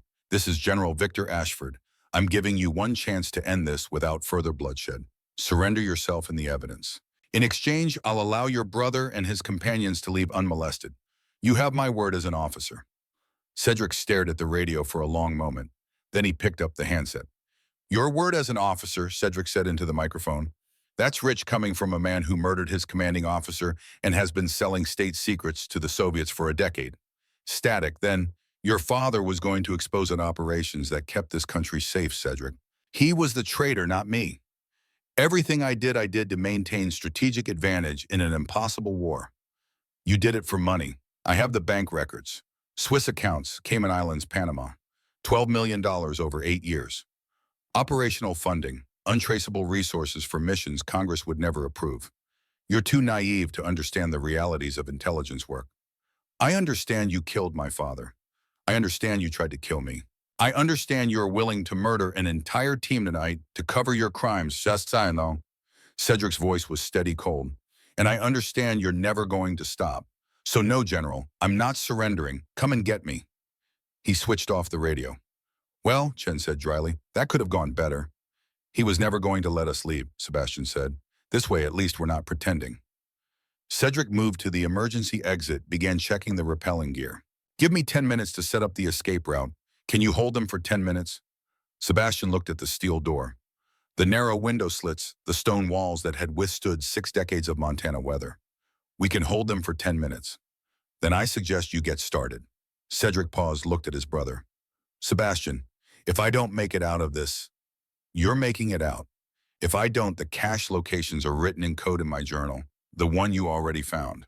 The page margins, UV ink. You'll need a blacklight to read it. Sebastian nodded. Noted. Now set up that rope. Cedric disappeared into the shadows at the back of the chamber. Moments later, they heard the sound of metal grinding on stone as he opened the emergency exit. Outside, the tactical teams were organizing. Through the window slits, Sebastian could see them splitting into groups. One team was setting up a heavy machine gun. Another was hauling what looked like breaching charges up a path. They're going to blow the door, Thorne observed. Let them try, Sebastian said. That door is 3 inches of hardened steel with a rare titanium core. It'll take more than C4 to punch through. Chen pointed. Movement on the north face. They're trying to find the emergency exit. Cedric said it's camouflaged, and the cave system is a maze. They'd need a guide. The first gunshots rang out. Warning shots probably aimed at the window slits. Rounds pinged off stone, ricocheting into the night. Sebastian didn't return fire. No point in wasting ammunition or revealing their exact positions. Then came the explosion. The breaching charge detonated against the main door with a sound like the end of the world. The concussive wave rattled equipment off shelves. Dust and smoke filled the chamber. But when the smoke cleared, the door was still there, scorched, dented, but intact. "Told you," Sebastian muttered. The radio crackled again, Ashford's voice no longer polite. "That was a warning. The next charge will be shaped focused. Your father built well, but nothing's impenetrable. Save yourselves the trouble. Come out now." "Should I tell him to fuck off?" Chen asked. "Or would that be unprofessional?" "Probably both," Thorne said. Cedric emerged from the back tunnel. "Ropes set, cave exit is clear, but we have a problem." "Just one?" Sebastian asked. "The drop is 80 feet straight down to a scree field, in the dark, with ice. We'll need to rappel one at a time, which means someone has to stay behind to cover the withdrawal." Everyone understood what that meant. Someone had to hold this position while the others escaped. A rear guard action, a delaying sacrifice. Thorne stood up, favoring his injured leg. "I'll do it." "Thorne," Sebastian began. "No arguments, Colonel. My leg's shot. I'll slow you down in the mountains. But I can hold a position and pull a trigger." He moved to the heavy weapon cache, selected a belt-fed M60. This'll give them something to think about. Sebastian knew he was right. Knew it with the cold calculation of 20 years in combat zones. But knowing didn't make it easier. "How long can you hold?" Sebastian asked. "Long as I need to. You just make sure my death pisses off enough people to bring Ashford down." "Done." Another explosion rocked the door. This one was more focused, more powerful. The steel groaned but held. Smoke alarms would be blaring if they had power. "Go," Thorne said, moving into position behind a barricade of supply crates. "I'll give you 15 minutes. After that, I'm lighting up everything I've got and going out loud." Sebastian gripped Thorne's shoulder. For a moment, the professional soldier facade cracked. "It's been an honor, Major." "Likewise, Colonel. Now get the hell out of here before I change my mind." Cedric led Clem and Chen toward the emergency exit. Sebastian took one last look at Thorne, a good man, a loyal officer preparing to make the last stand that wouldn't be in any official record. Then he followed his brother into the darkness. The cave system behind the Eagle's Nest observation post was a labyrinth carved by water over millennia. Narrow passages barely wide enough to squeeze through opened into chambers tall enough to echo. Cedric moved through it with the confidence of someone who'd mapped every inch his LED headlamp, casting shadows that danced on wet stone. Behind him, Clem struggled to keep pace, her breathing ragged in the thin air. Chen brought up the rear, her AR-15 held at ready, sweeping each junction they passed. Sebastian followed his brother, watching Cedric navigate turns without hesitation. 3 years in isolation had changed him, sharpened him into something harder than the idealistic engineer Sebastian remembered. "How far?" Sebastian called forward. "Half a mile, maybe less, but it's all vertical from here." They rounded a corner and the passage opened into a cavern. On the far side, a shaft of moonlight penetrated from above the emergency exit. Cedric's rope dangled down, anchored to a bolt driven deep into the ceiling. The sound of gunfire echoed through the cave system behind them. Sustained bursts. Thorne had engaged. "He's buying us time," Chen said quietly. "We need to move." Cedric was already setting up the rappelling system. 80-foot drop, scree field at the bottom, so you'll want to push off fast when you land. "Clem goes first. I'll anchor. Chen, you're second. Sebastian third. I'll come down last and cut the rope so they can't follow." "How do you get down if you cut the rope?" Clem asked. Cedric pulled a second thinner cord from his pack. "Backup line, lighter gauge, not rated for rapid descent, but it'll hold my weight for a slow climb down."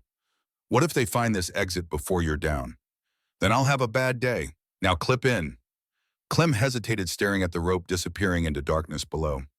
She'd never rappelled before, never climbed. She was a waitress from a truck stop diner, and now she was supposed to drop 80 feet down a mountain in the dark. "I can't," she whispered. "I'm sorry, I can't." Sebastian moved beside her. "Yes, you can. Cedric will talk you through it, one step at a time.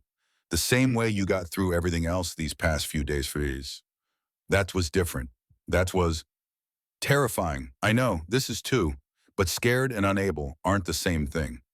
Clem looked at him, then at Cedric, who was holding the harness ready. "Okay," she said finally. "Okay, tell me what to do." Cedric worked fast, fitting her into the harness, showing her how to control descent with the belay device. "The rope goes through here. Squeeze to stop, release to drop. Don't release too much at once or you'll free fall. Small movements. Trust the system." "What if the rope breaks?" "It won't. It's rated for 2,000 pounds. You weigh what, 120? 125, Clem said indignantly. Despite everything, Cedric smiled. It transformed his haggard face for just a moment, and Sebastian saw his little brother again underneath the weathered exterior. Then you've got margin. Now go. We're out of time. Clem positioned herself at the edge of the shaft, looking down into darkness. The wind howled up from below, bringing the scent of pine and snow. She stepped off. For a heart-stopping moment, she dropped fast, then caught herself on the belay, stopping her descent with a jerk that swung her into the rock face. She gasped, but held on. Good, Cedric called down. Now feed the rope, slow and steady. They watched her descend, her progress marked by the sound of boots scraping stone. 30 seconds later, her voice floated up. I'm down. Chen was already clipping in. See you on the ground. She repelled like she'd done it 100 times before. Smooth, controlled professional. FBI training included mountain ops, apparently. Sebastian was next. He checked his gear, tested the anchor point. Behind them, the gunfire from the observation post was intensifying. Thorne was giving them everything he had. Sebastian, Cedric said, before you go, I need to tell you something. Save it for the ground. No, listen, if Ashford is here personally, he brought Vera. Sebastian paused, 1 foot already over the edge. What? Vera's involved. She's been part of this from the beginning. Her engagement to you wasn't romance, Sebastian, it was cover. A way to monitor what you knew, what you suspected. The words hit like physical blows. Sebastian thought of the past 6 months, the quiet dinners, the plans for June, the way she'd always asked about his work, his cases, his colleagues, intelligence gathering disguised as intimacy. You're sure, Sebastian said. I have recordings, her and Ashford planning how to handle you if you got too close to the truth. I'm sorry, I know what she meant to you. She meant a paycheck and a strategic alliance, Sebastian said flatly. I didn't love her.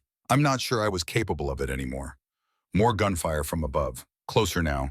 They were through the observation post. Thorne's delaying action was over. Go, Cedric urged. Now. Sebastian clipped into the rope and stepped into space. The descent was controlled chaos. He let the rope feed through the belay device, dropping in controlled bursts, pushing off the rock face when it got too close. The scree field appeared below, illuminated by moonlight, a slope of loose stone that would be treacherous to navigate, but better than a sheer drop. He hit the ground, unclipped, moved aside. Chen was 20 feet away, weapon up, scanning the tree line. Clem crouched behind a boulder, pistol drawn. Sebastian looked up. Cedric was already on the rope, descending fast. Too fast. Then Sebastian saw why. Flashlight beams were probing the cave shaft from above. Shouts echoed down. They'd found the emergency exit. Cedric, drop, Sebastian yelled. His brother didn't need to be told twice. He released the belay and fell the last 15 feet, hit the scree field, hard rolled. Sebastian heard something snap ankle or leg, the crack of bone audible, even over the wind. Cedric gasped in pain, but didn't cry out. He pulled a knife from his belt and cut the rope. The severed end snaked up into the darkness, pulled by whoever was above. Can you walk? Sebastian asked, helping Cedric to his feet. Not well, but I can move. Chen was already scouting ahead. Tree line is 50 yards. After that, it's dense forest for at least a mile. We can lose them in there. From above the sound of voices, they were trying to figure out how to get down without a rope. They'd probably send someone back for rappelling gear, but that would take time. Time the group didn't have. Sebastian pulled Cedric's arm over his shoulder, took his weight. Lean on me, Chen take point. Clem, stay between us. They started down the scree field. Every step sent loose stones skittering. The sound was loud in the quiet night, announcing their position to anyone listening. Halfway to the tree line, searchlights from the helicopters found them. The light was blinding, turning night into artificial day. Sebastian heard the helicopter engines changing pitch, repositioning for a better angle. Then came the gunfire.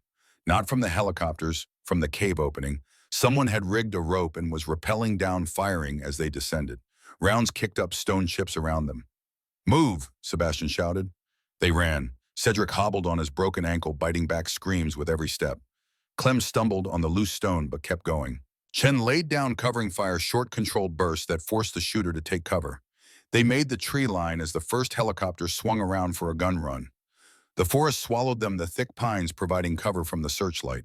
But they could hear the pursuit. Boots on stone, radio chatter.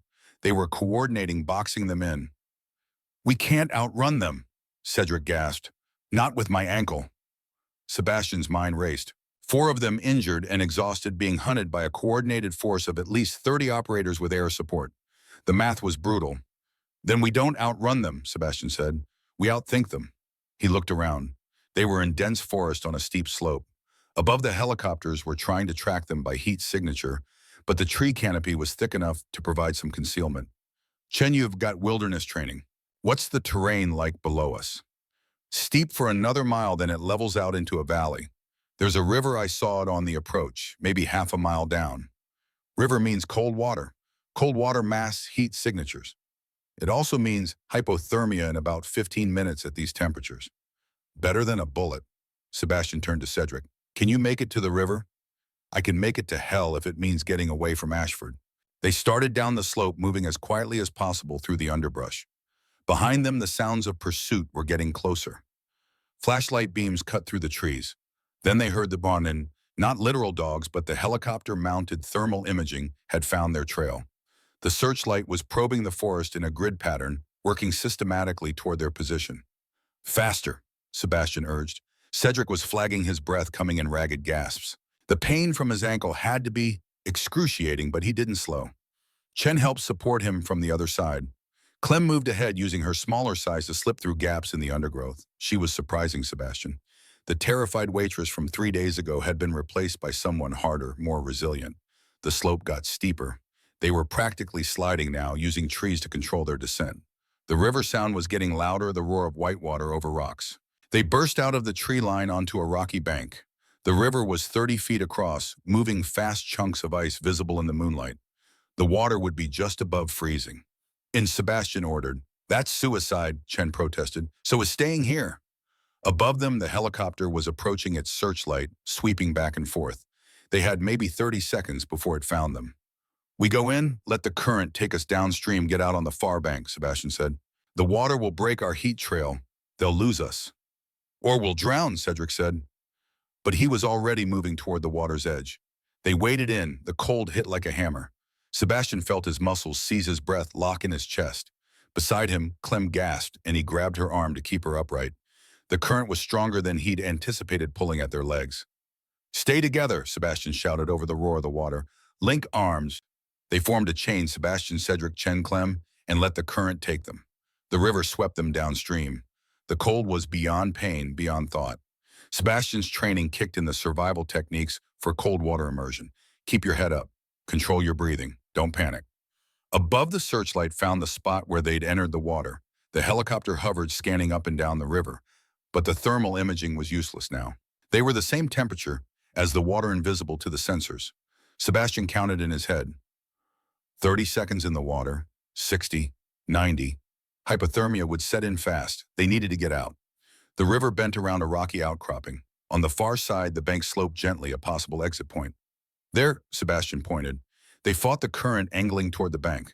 Cedric was barely conscious now, his grip on Sebastian's arm loosening. Chen was supporting Clem, who looked like she was going into shock. They reached the bank and crawled out, collapsing on the frozen ground. Water streamed off them, already starting to freeze in their clothes. We need fire, Chen said through chattering teeth, or we're dead in 20 minutes. No fire, Sebastian said. The smoke will give away our position. Then we keep moving, generate body heat. They helped each other up.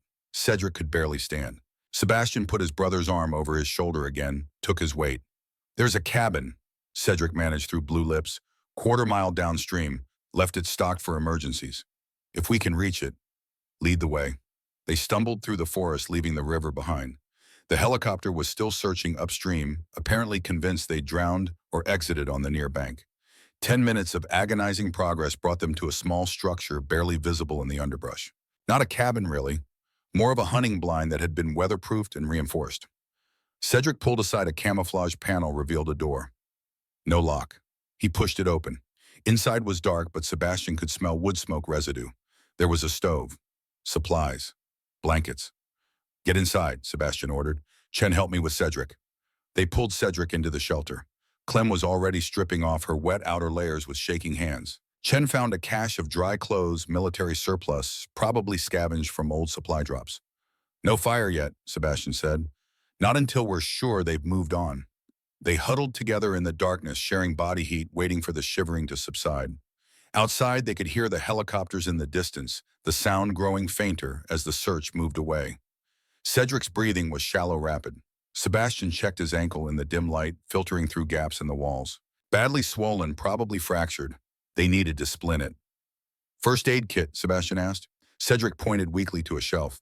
Sebastian found it along with a battery-powered lantern. He risked turning it on, keeping the light low. The shelter was about 10 feet square, packed with survival gear. Cedric had prepared well.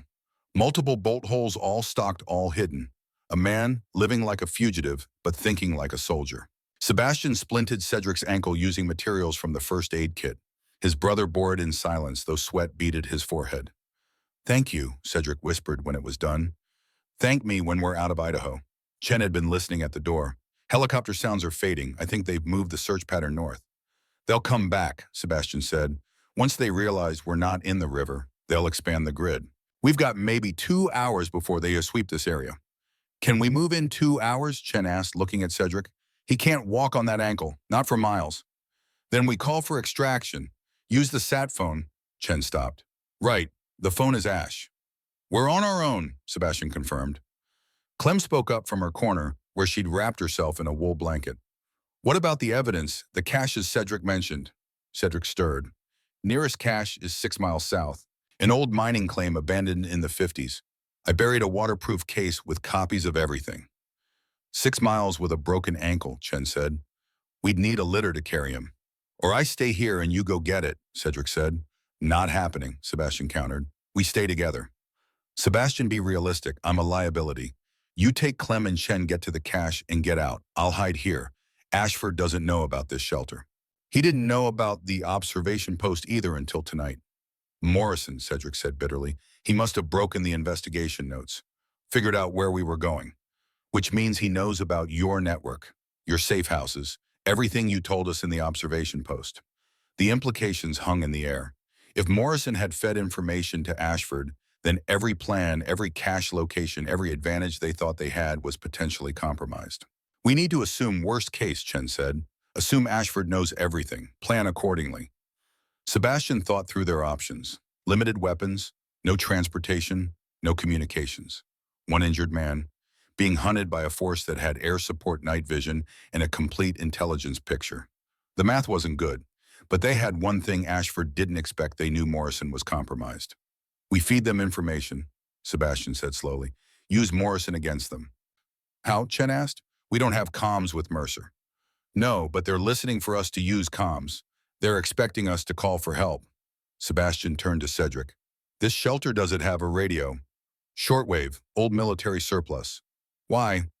"Because we're going to send a message. Encrypted but not well encrypted. Something they can break in an hour or two." "Saying what?" "Saying we're headed to your cache at the mining claim, 6 miles south. That we need extraction at that location." Chen understood. "False flag, draw them to the wrong location." "While we go where?" "North," Cedric said. "Opposite direction. There's a Forest Service road about 8 miles. During winter, it's closed, but there are ranger cabins. One of them might have a working radio, real communications." "Can you make 8 miles on that ankle?" "If the alternative is dying here, yes." Sebastian looked at his brother, gaunt, injured, exhausted, but still fighting, still refusing to give up. "Okay, new plan. We rest for 1 hour, dry out, warm up, eat something if there's food. Then we send the false flag message and move north, fast as we can." "What about Thorne?" Clem asked quietly. No one answered immediately. They'd all heard the gunfire, the sustained firefight, then the silence. "Thorne bought us the time we needed," Sebastian said finally. "We make sure it wasn't wasted." They settled in to wait. Cedric found the food cache, MRS, canned goods, dried fruit. They ate in silence, recovering strength. Chen kept watch at the door, her AR-15 at ready. Sebastian sat beside his brother. In the lantern light, Cedric looked old, beyond his 35 years. "I'm sorry," Cedric said quietly, "for all of it, for not coming to you 3 years ago, for letting you think I was dead. You were protecting me. I was being a coward. I thought if I disappeared, Ashford would stop, that he'd think I was dead and move on. I thought I could build a case from the shadows and hand it to you wrapped in a bow." Cedric laughed bitterly. "Stupid. He never stopped looking. And now I've pulled you into this mess. I pulled myself in the moment I saw that locket. You gave me a choice even if you didn't know it. Some choice. Get killed by corrupt generals or live in ignorance. Better than no choice at all." They sat in silence for a moment. Outside, the wind had picked up howling through the trees. It would cover any sound they made, which was good. But it also meant they couldn't hear pursuit until it was on top of them. Vera, Cedric said. I meant what I said. She's not who you think she is. I know. I've known for a while, I think. Just didn't want to admit it. Sebastian checked his watch. We've got 40 minutes left. You should rest. Can't sleep. Too cold, too wired. And then help me plan the route north. Where exactly is this Forest Service road? Cedric pulled a map from memory, sketching it on a scrap of paper with a pencil stub. Here, the road runs east-west. The ranger cabin is here about a quarter-mile off the main road. It's marked on official maps, so Ashford's people will know about it. But they won't expect us to go there because it's too obvious. Exactly. Hide in plain sight, Dad's favorite trick. Sebastian studied the sketch. 8 miles of mountain terrain in the dark with an injured man. They'd need to average about 2 miles an hour. Doable barely if Cedric could keep moving. What about weapons at this cache you mentioned? Chen asked. The mining claim. Some, mostly ammunition for rifles we don't have. A few handguns, nothing that'll turn the tactical situation around. Every bullet helps.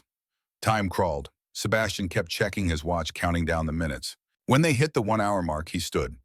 Time, Chen send the message. Cedric, tell her the encryption code you'd use.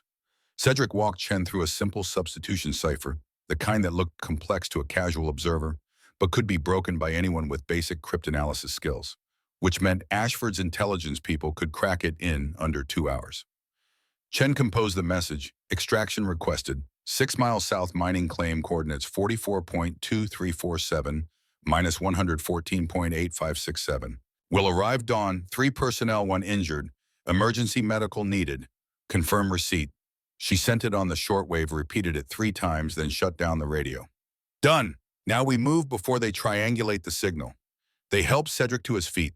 Sebastian fashioned a crude crutch from a branch padded with strips of cloth. It wouldn't be comfortable, but it would take some weight off the injured ankle. Chen took point again. Sebastian supported Cedric. Clem brought up the rear, her pistol drawn. They slipped out of the shelter into the pre-dawn darkness. The wind was fierce now, cutting through their layers, but it also meant low visibility. The helicopters would be grounded until the wind died down. Small advantages. They'd take what they could get. They started north, moving slowly through the forest. Every 100 yards they stopped to listen, heard nothing but wind and the occasional crack of a branch under snow load. An hour in, Cedric stumbled. Sebastian caught him before he fell. I need to rest, Cedric gasped. 5 minutes, no more. They found shelter behind a fallen log. Chen scouted ahead while they waited. She returned, shaking her head. There's a ridge ahead. Steep. We'll need to go around. How far? Adds a mile, maybe more. Sebastian did the math. 8 miles had just become 9 or 10. At their current pace, they wouldn't reach the Forest Service road until mid-morning. Daylight. When the helicopters could fly again. They didn't have a choice. We go around, Sebastian decided. They pressed on. The terrain fought them every step. Snowdrifts, ice patches, deadfall that blocked their path. Cedric's breathing was labored, his face pale even in the dim light. But he kept moving. Dawn began to break around 6 a.m. Gray light filtered through the trees, revealing a landscape of white and shadow, beautiful and deadly. There, Chen pointed. Through the trees, a break in the forest. The Forest Service road exactly where Cedric had said it would be.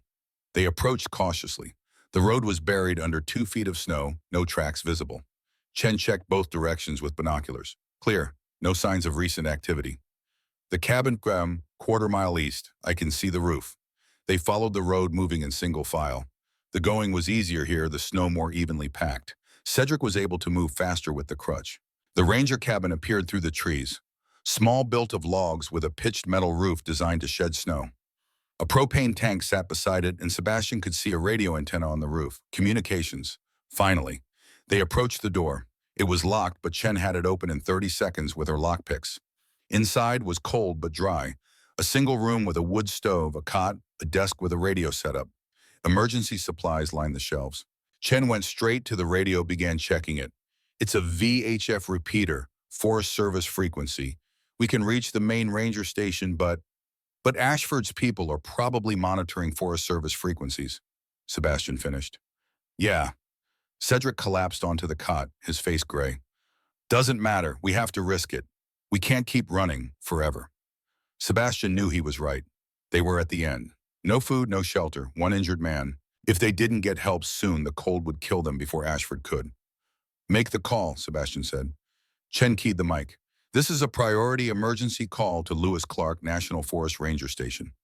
We are 4 civilians requiring immediate assistance and law enforcement support. Our position is Ranger Cabin 7 on Forest Service Road 429. Repeat, this is a priority emergency. Static.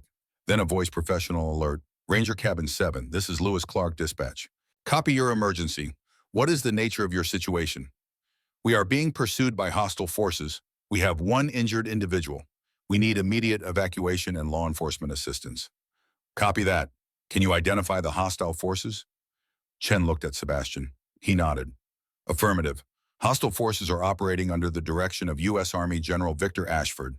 This is a federal matter. Contact FBI Field Office. Missoula Special Agent in Charge Wilson. Confirm that Colonel James Mercer, CID, is aware of our situation. Long pause. Sebastian could imagine the dispatcher trying to process that information.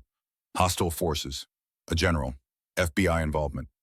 Ranger Cabin 7 standby. I need to escalate this call. Negative dispatch. We don't have time for escalation. Hostile forces have air support and will converge on this location within the hour. We need extraction now. Another pause. Then a different voice came on the line. Older, authoritative. This is Station Chief Hendricks. Who am I speaking with? Lieutenant Colonel Sebastian Cole, U.S. Army Intelligence. I am currently operating with Special Agent Sarah Chen, FBI. We are in possession of federal evidence pertaining to an ongoing investigation. We have been attacked by private military contractors working for General Victor Ashford. We need immediate law enforcement and military support. Colonel, I'm going to need some verification before I... The sound of helicopter rotors cut through the morning air. They're here, Chen said, looking out the window. Sebastian could see it through the trees. 1 helicopter coming in low and fast. No military markings. Black anonymous. Apex Solutions. Dispatch, hostile forces have arrived at our location, Sebastian said into the radio. We are under attack. I need you to get law enforcement here now. Colonel, the nearest sheriff's deputy is 30 minutes out. Then you better tell him to hurry. Sebastian dropped the mic and grabbed his shotgun. Chen, cover the door. Clem, stay low. Cedric. I'm not dead yet, Cedric said, pulling himself up. He grabbed a rifle from the emergency supplies, checked the chamber. I can still shoot. The helicopter was landing in the clearing beside the road 50 yards away. The door opened and men poured out. 8 of them, full tactical gear. And 1 figure in a different uniform. Not tactical gear, an officer's dress uniform. General Victor Ashford had come personally to finish this. The helicopter's rotors wound down, but the silence they left behind was somehow more ominous than the noise. Through the cabin's small window, Sebastian watched the tactical team spread out in a textbook perimeter formation. Professional, disciplined, Apex Solutions operators just like the team that had attacked the ranch. But it was the figure standing beside the helicopter that held Sebastian's attention. General Victor Ashford was 62 years old, but he carried himself like a man 20 years younger.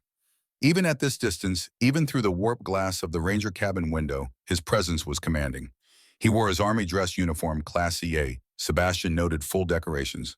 2 stars gleamed on his shoulders. Ribbons covered his chest, a career of service reduced to colored cloth, or a career of treachery disguised as patriotism. Beside Ashford stood a woman, Vera. She wore civilian clothes, tactical pants, and a dark jacket, but she moved with military precision as she scanned the cabin through binoculars. Sebastian, Cedric said quietly from his position behind the overturned desk. That's Vera. I told you. I see her. Chen had positioned herself at the window on the opposite wall, her AR-15 resting on the sill. 8 shooters plus the general and the woman. We're outgunned 3-1. Wouldn't be the first time, Sebastian said. But the bravado felt hollow. A voice echoed across the clearing, amplified. Ashford had a megaphone.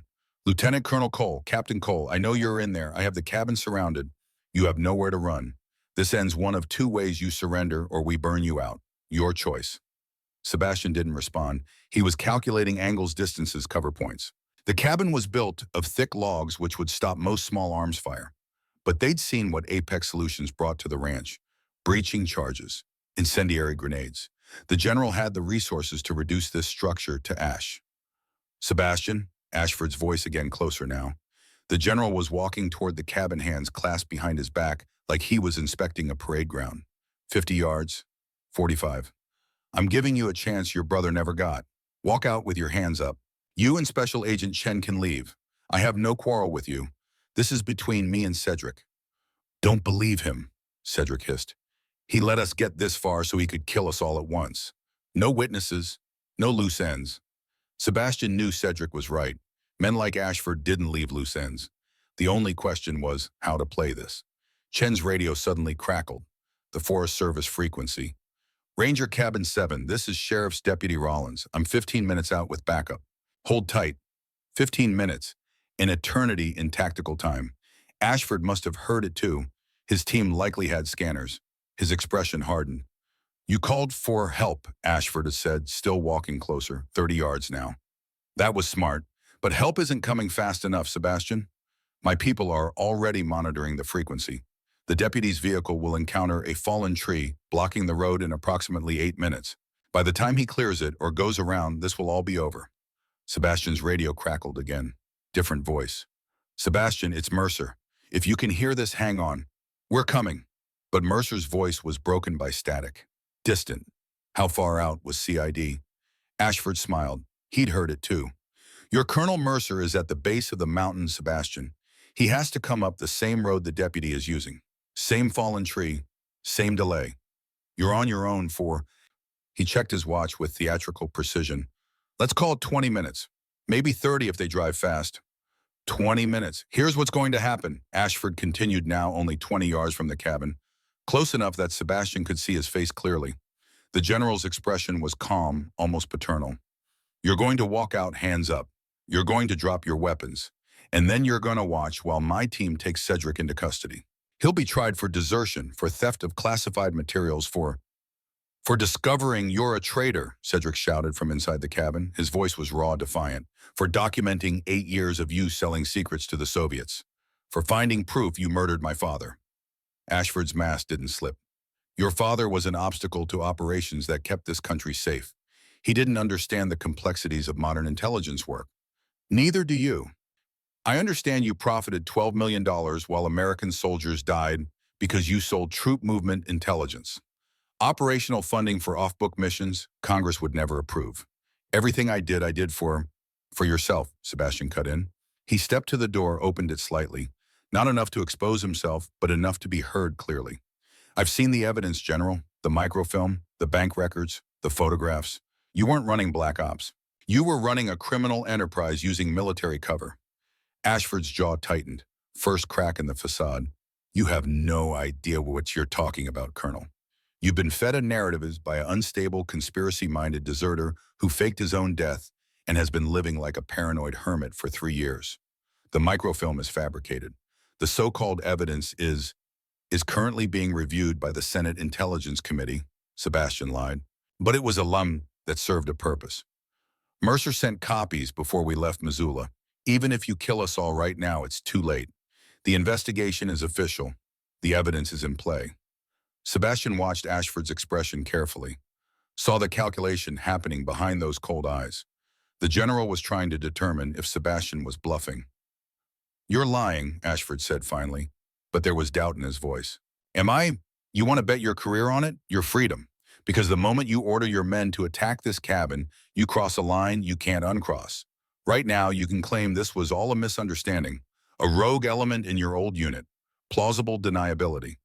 But if you kill a federal agent and 2 Army officers in cold blood with sheriff's deputies 15 minutes away and CID coming up the mountain, there's no walking that back. It was a good argument.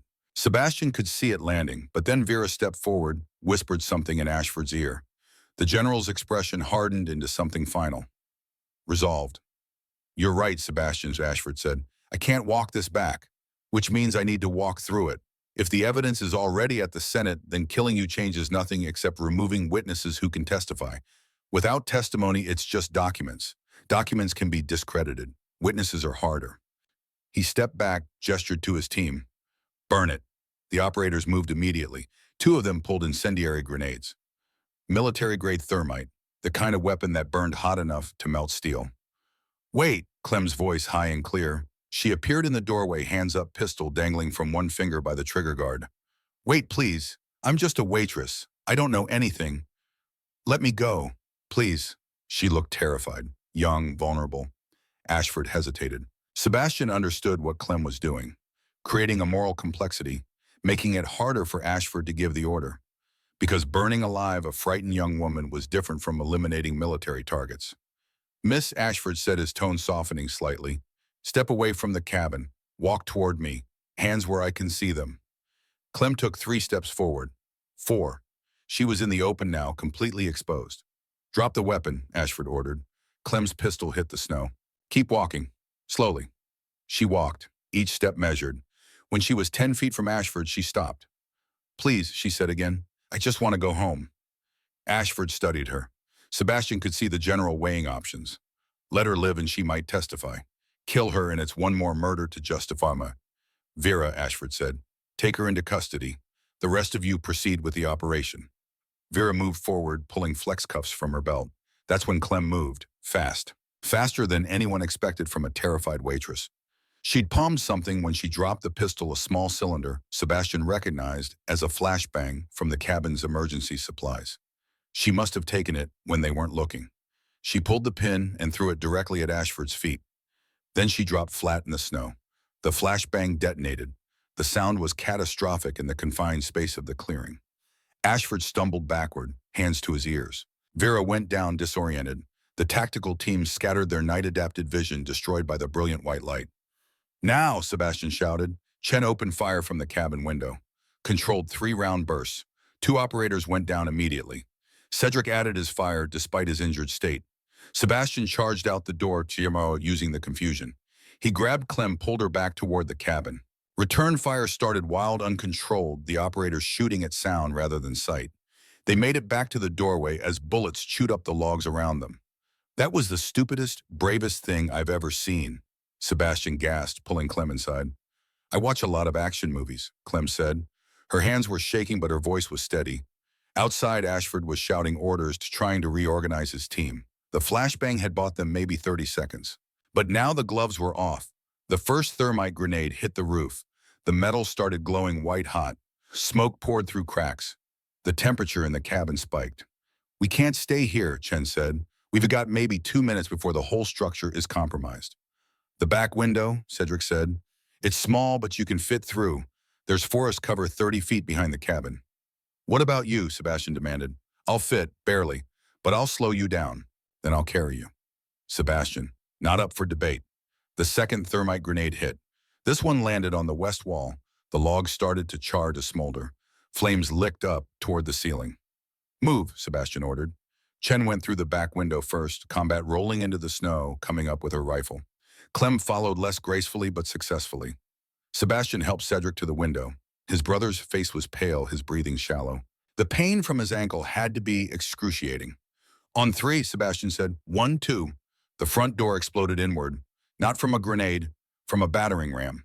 The operators had decided not to wait for the fire. 3 men poured through the burning doorway, rifles up, scanning for targets.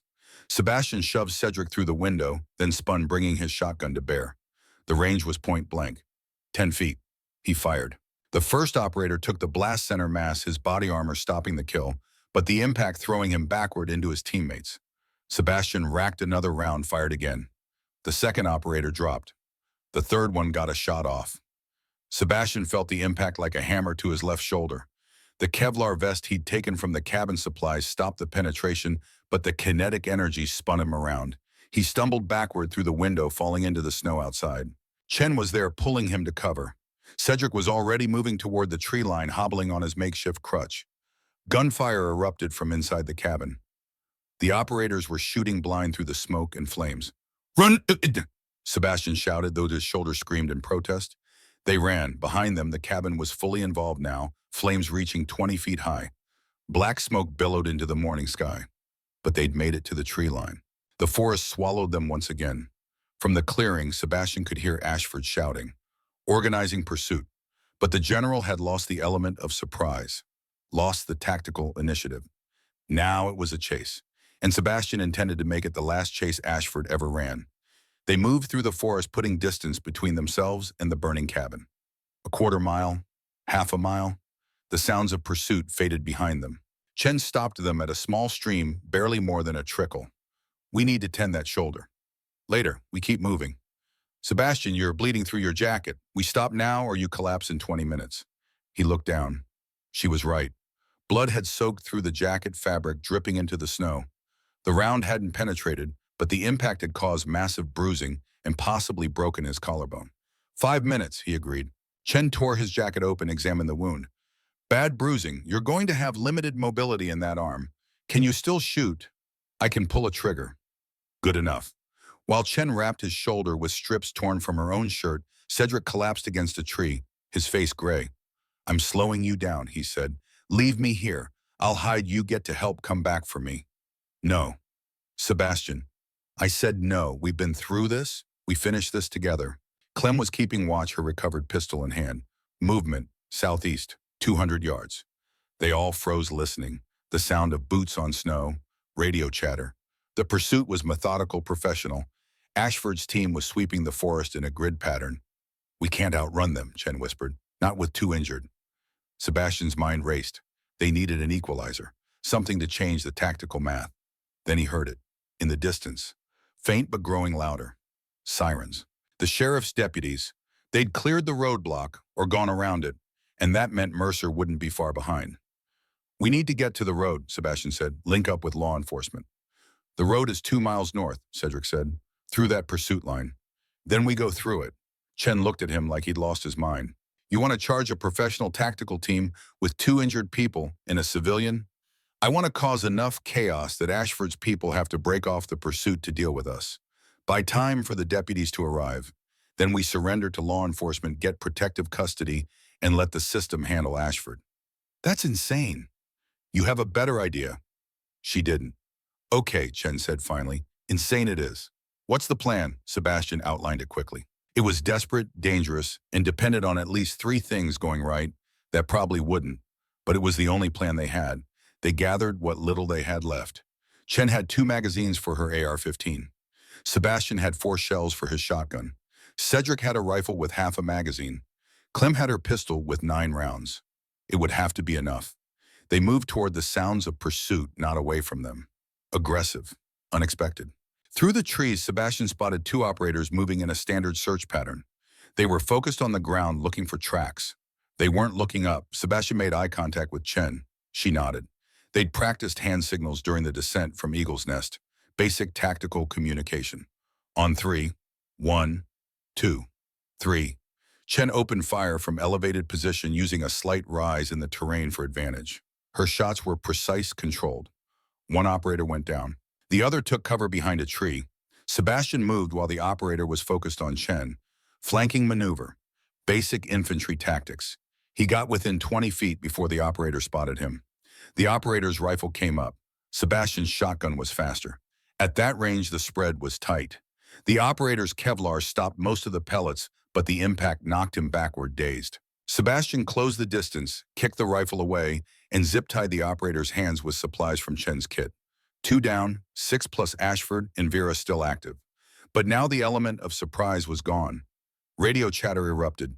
The team was responding to contact converging on their position. Move, Sebastian ordered. They ran north. The sounds of pursuit were all around them now. Flashlights cutting through the morning shadows. Shouts. The thunder of boots on frozen ground. Then they broke through the tree line. The Forest Service road stretched before them, buried in snow. And coming up that road, lights flashing, were 3 sheriff's vehicles. Behind them, 2 military Humvees painted in CID colors. Mercer had arrived. Down, get down, Sebastian shouted, pulling Clem to the ground. Chen and Cedric hit the dirt beside them. From the forest behind them, Ashford's remaining operators emerged, weapons raised. From the road, deputies and CID soldiers poured out of vehicles, taking positions behind cover. For one frozen moment, everyone was pointing guns at everyone else. Then a voice cut through the tension, amplified by a megaphone. This is Colonel James Mercer, Army Criminal Investigation Command. Everyone lower your weapons. Now, no one moved. Apex Solutions personnel, you are operating in violation of federal law on federal land. You will lower your weapons and submit to arrest, or you will be engaged by superior force. You have 10 seconds to comply. The operators looked to each other, uncertain. They'd been told this was a sanctioned operation. Black Ops. Classified, but staring down the barrels of CID rifles with local law enforcement as witnesses, the lie was impossible to maintain. One by one, the weapons lowered. On the ground, Hands behind your heads. The operators complied. From the forest, General Ashford emerged. He still carried himself with dignity even now. Vera walked beside him. Mercer strode forward, flanked by CID soldiers. He looked at Ashford with an expression of profound disgust. General Victor Ashford, you are under arrest for conspiracy treason, murder of a federal officer, and about 15 other charges I'll think of on the drive back to Missoula. You have the right to remain silent. This is a mistake, Ashford said. His voice was calm. These men were operating under my orders in the pursuit of a deserter. This is a military matter. Was a military matter, now it's a criminal matter, and you're a criminal. Mercer gestured to his soldiers. Cuff him. As the cuffs went on, Ashford looked past Mercer to where Sebastian was struggling to his feet with Clem's help. You have no idea what you've done, Ashford said. The operations I ran, the intelligence I gathered, it saved lives, American lives. You're so focused on the letter of the law that you can't see the bigger picture. The bigger picture, Sebastian said, limping forward, is that you murdered my father. You tried to murder my brother. You betrayed your oath, your country, and everyone who ever trusted you. And you did it for money. I did it for $12 million in offshore accounts. We have the records. Ashford's mask finally cracked. For just a moment, Sebastian saw the man beneath the general. Bitter, angry, cornered. Then the mask came back. This isn't over. Yeah, Mercer said, it really is. They loaded Ashford into one of the Humvees. Vera was placed in another, her face blank empty. Medics rushed to check Sebastian and Cedric. Someone wrapped Sebastian's shoulder properly. Someone else loaded Cedric onto a stretcher, started an IV for the pain and dehydration. Chen stood with the FBI agents who'd arrived with Mercer, giving her statement. Clem sat on the bumper of a sheriff's cruiser, wrapped in a thermal blanket, drinking bad coffee from a thermos. Sebastian walked over to her. You okay? He asked. Define okay. But she smiled slightly. I flashbanged a general? That's going to be a hell of a story. It was incredibly brave and incredibly stupid. Little column A, little column B. She looked at him seriously. Is it really over? The running part? Yeah, the legal part. That's just starting. You'll need to testify, probably multiple times. DOD, FBI Senate hearings. Will I be safe? Ashford's network is being rolled up as we speak. Mercer's been planning this for days. He had warrants-ready teams standing by. They're hitting all the Apex Solutions locations right now. You'll be safe. Clem nodded. And Cedric, what happens to him? Reinstatement, probably. Once the dust settles, he'll testify, help build the case. After that, Sebastian shrugged. He gets to decide what comes next, no one else. Will I see him again? That's up to you and him. Clem looked over to where Cedric was being loaded into a medical transport. Even from here, even injured and exhausted, he was watching her. Yeah, Clem said softly. I think I will.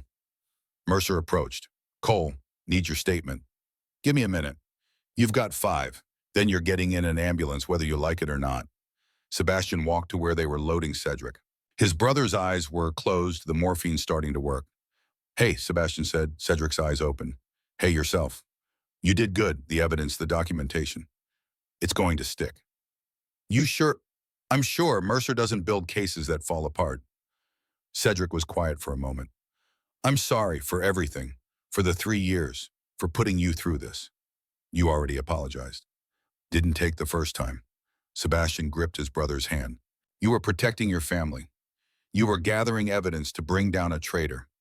You did everything right. I'm the one who should apologize. For not believing you were alive.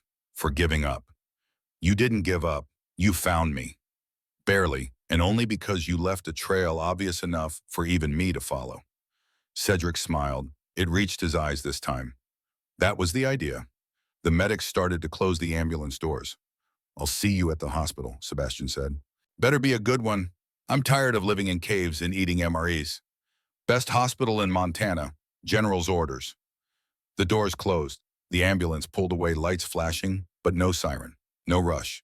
Cedric was stable. Sebastian watched it disappear down the mountain road. Then he turned and walked to where Mercer was waiting with a CID agent in a digital recorder. Ready for your statement, Mercer asked. Yeah, let's get this on the record. And Sebastian began to talk. Not just about the past few days, but about all of it. The Locket, the journal, the microfilm, the ranch attack, the observation post, Thorne's sacrifice, the chase, the confrontation. He talked for 90 minutes straight, the recorder capturing every word. When he finally finished, Mercer turned off the device.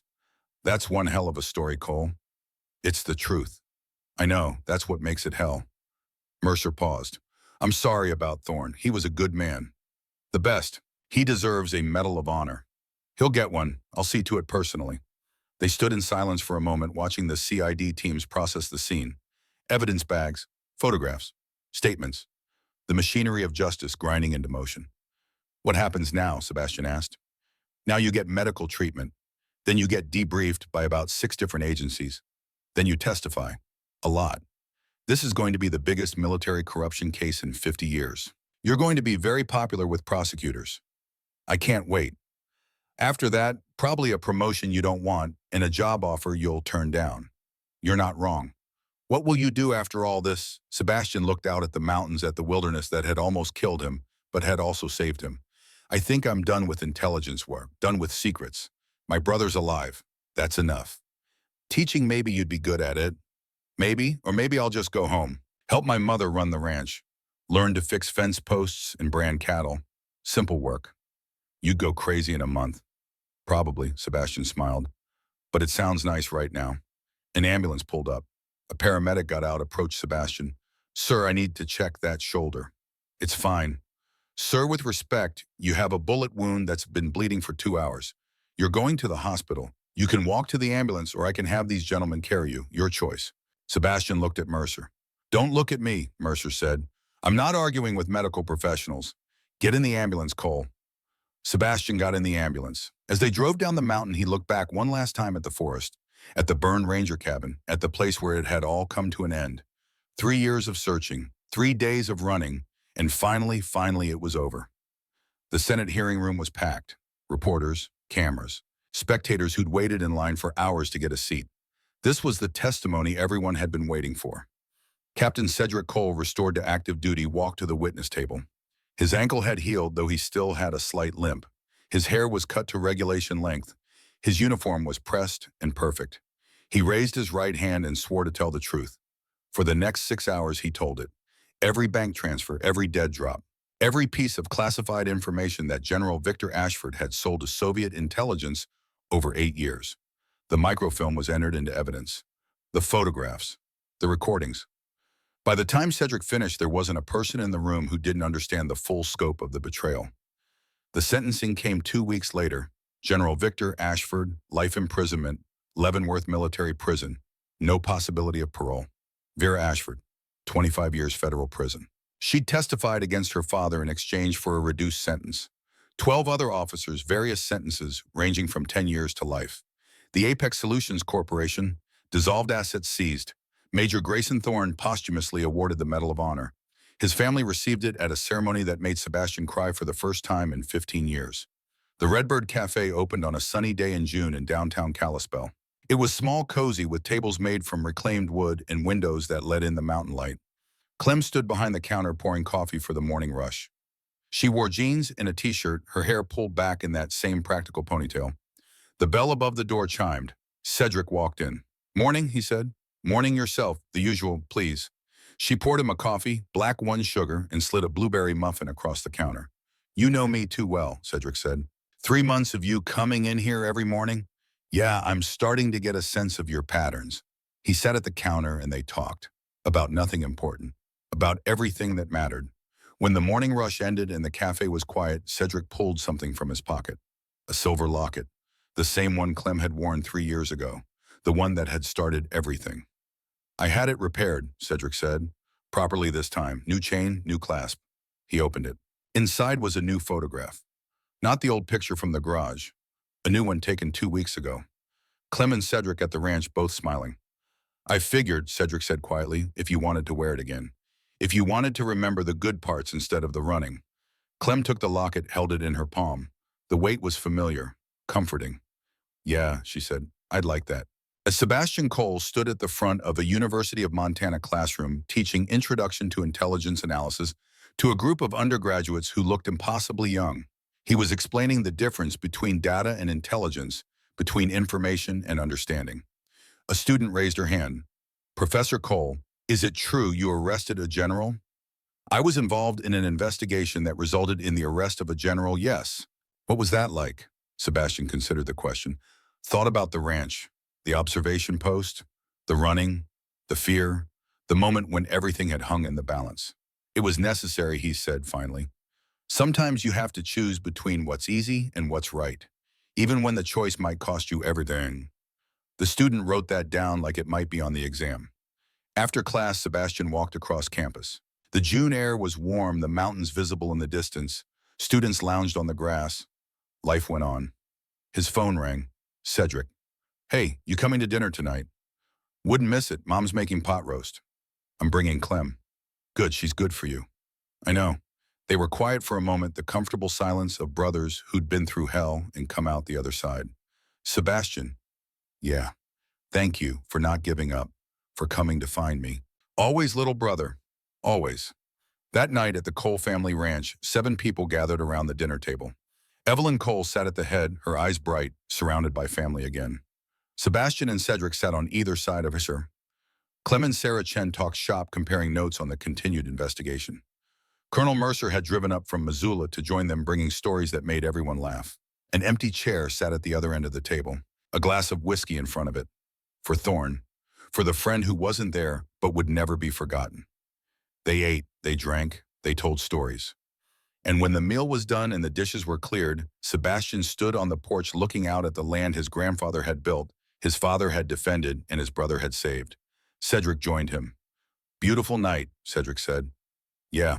You ever think about how different it could have been if Clem hadn't dropped that locket, if you'd been on a different assignment? All the time. Fate, maybe. Or chance, or luck. Does it matter? I guess not. They stood together in the twilight, 2 brothers who'd walked through fire and come out the other side. In the distance, a bird called. Not a red bird, just a bird, just a sound in the Montana night. A sound that meant peace, safety, home. The hunt was over. The running was done. And finally, after 3 years, the Cole brothers could rest.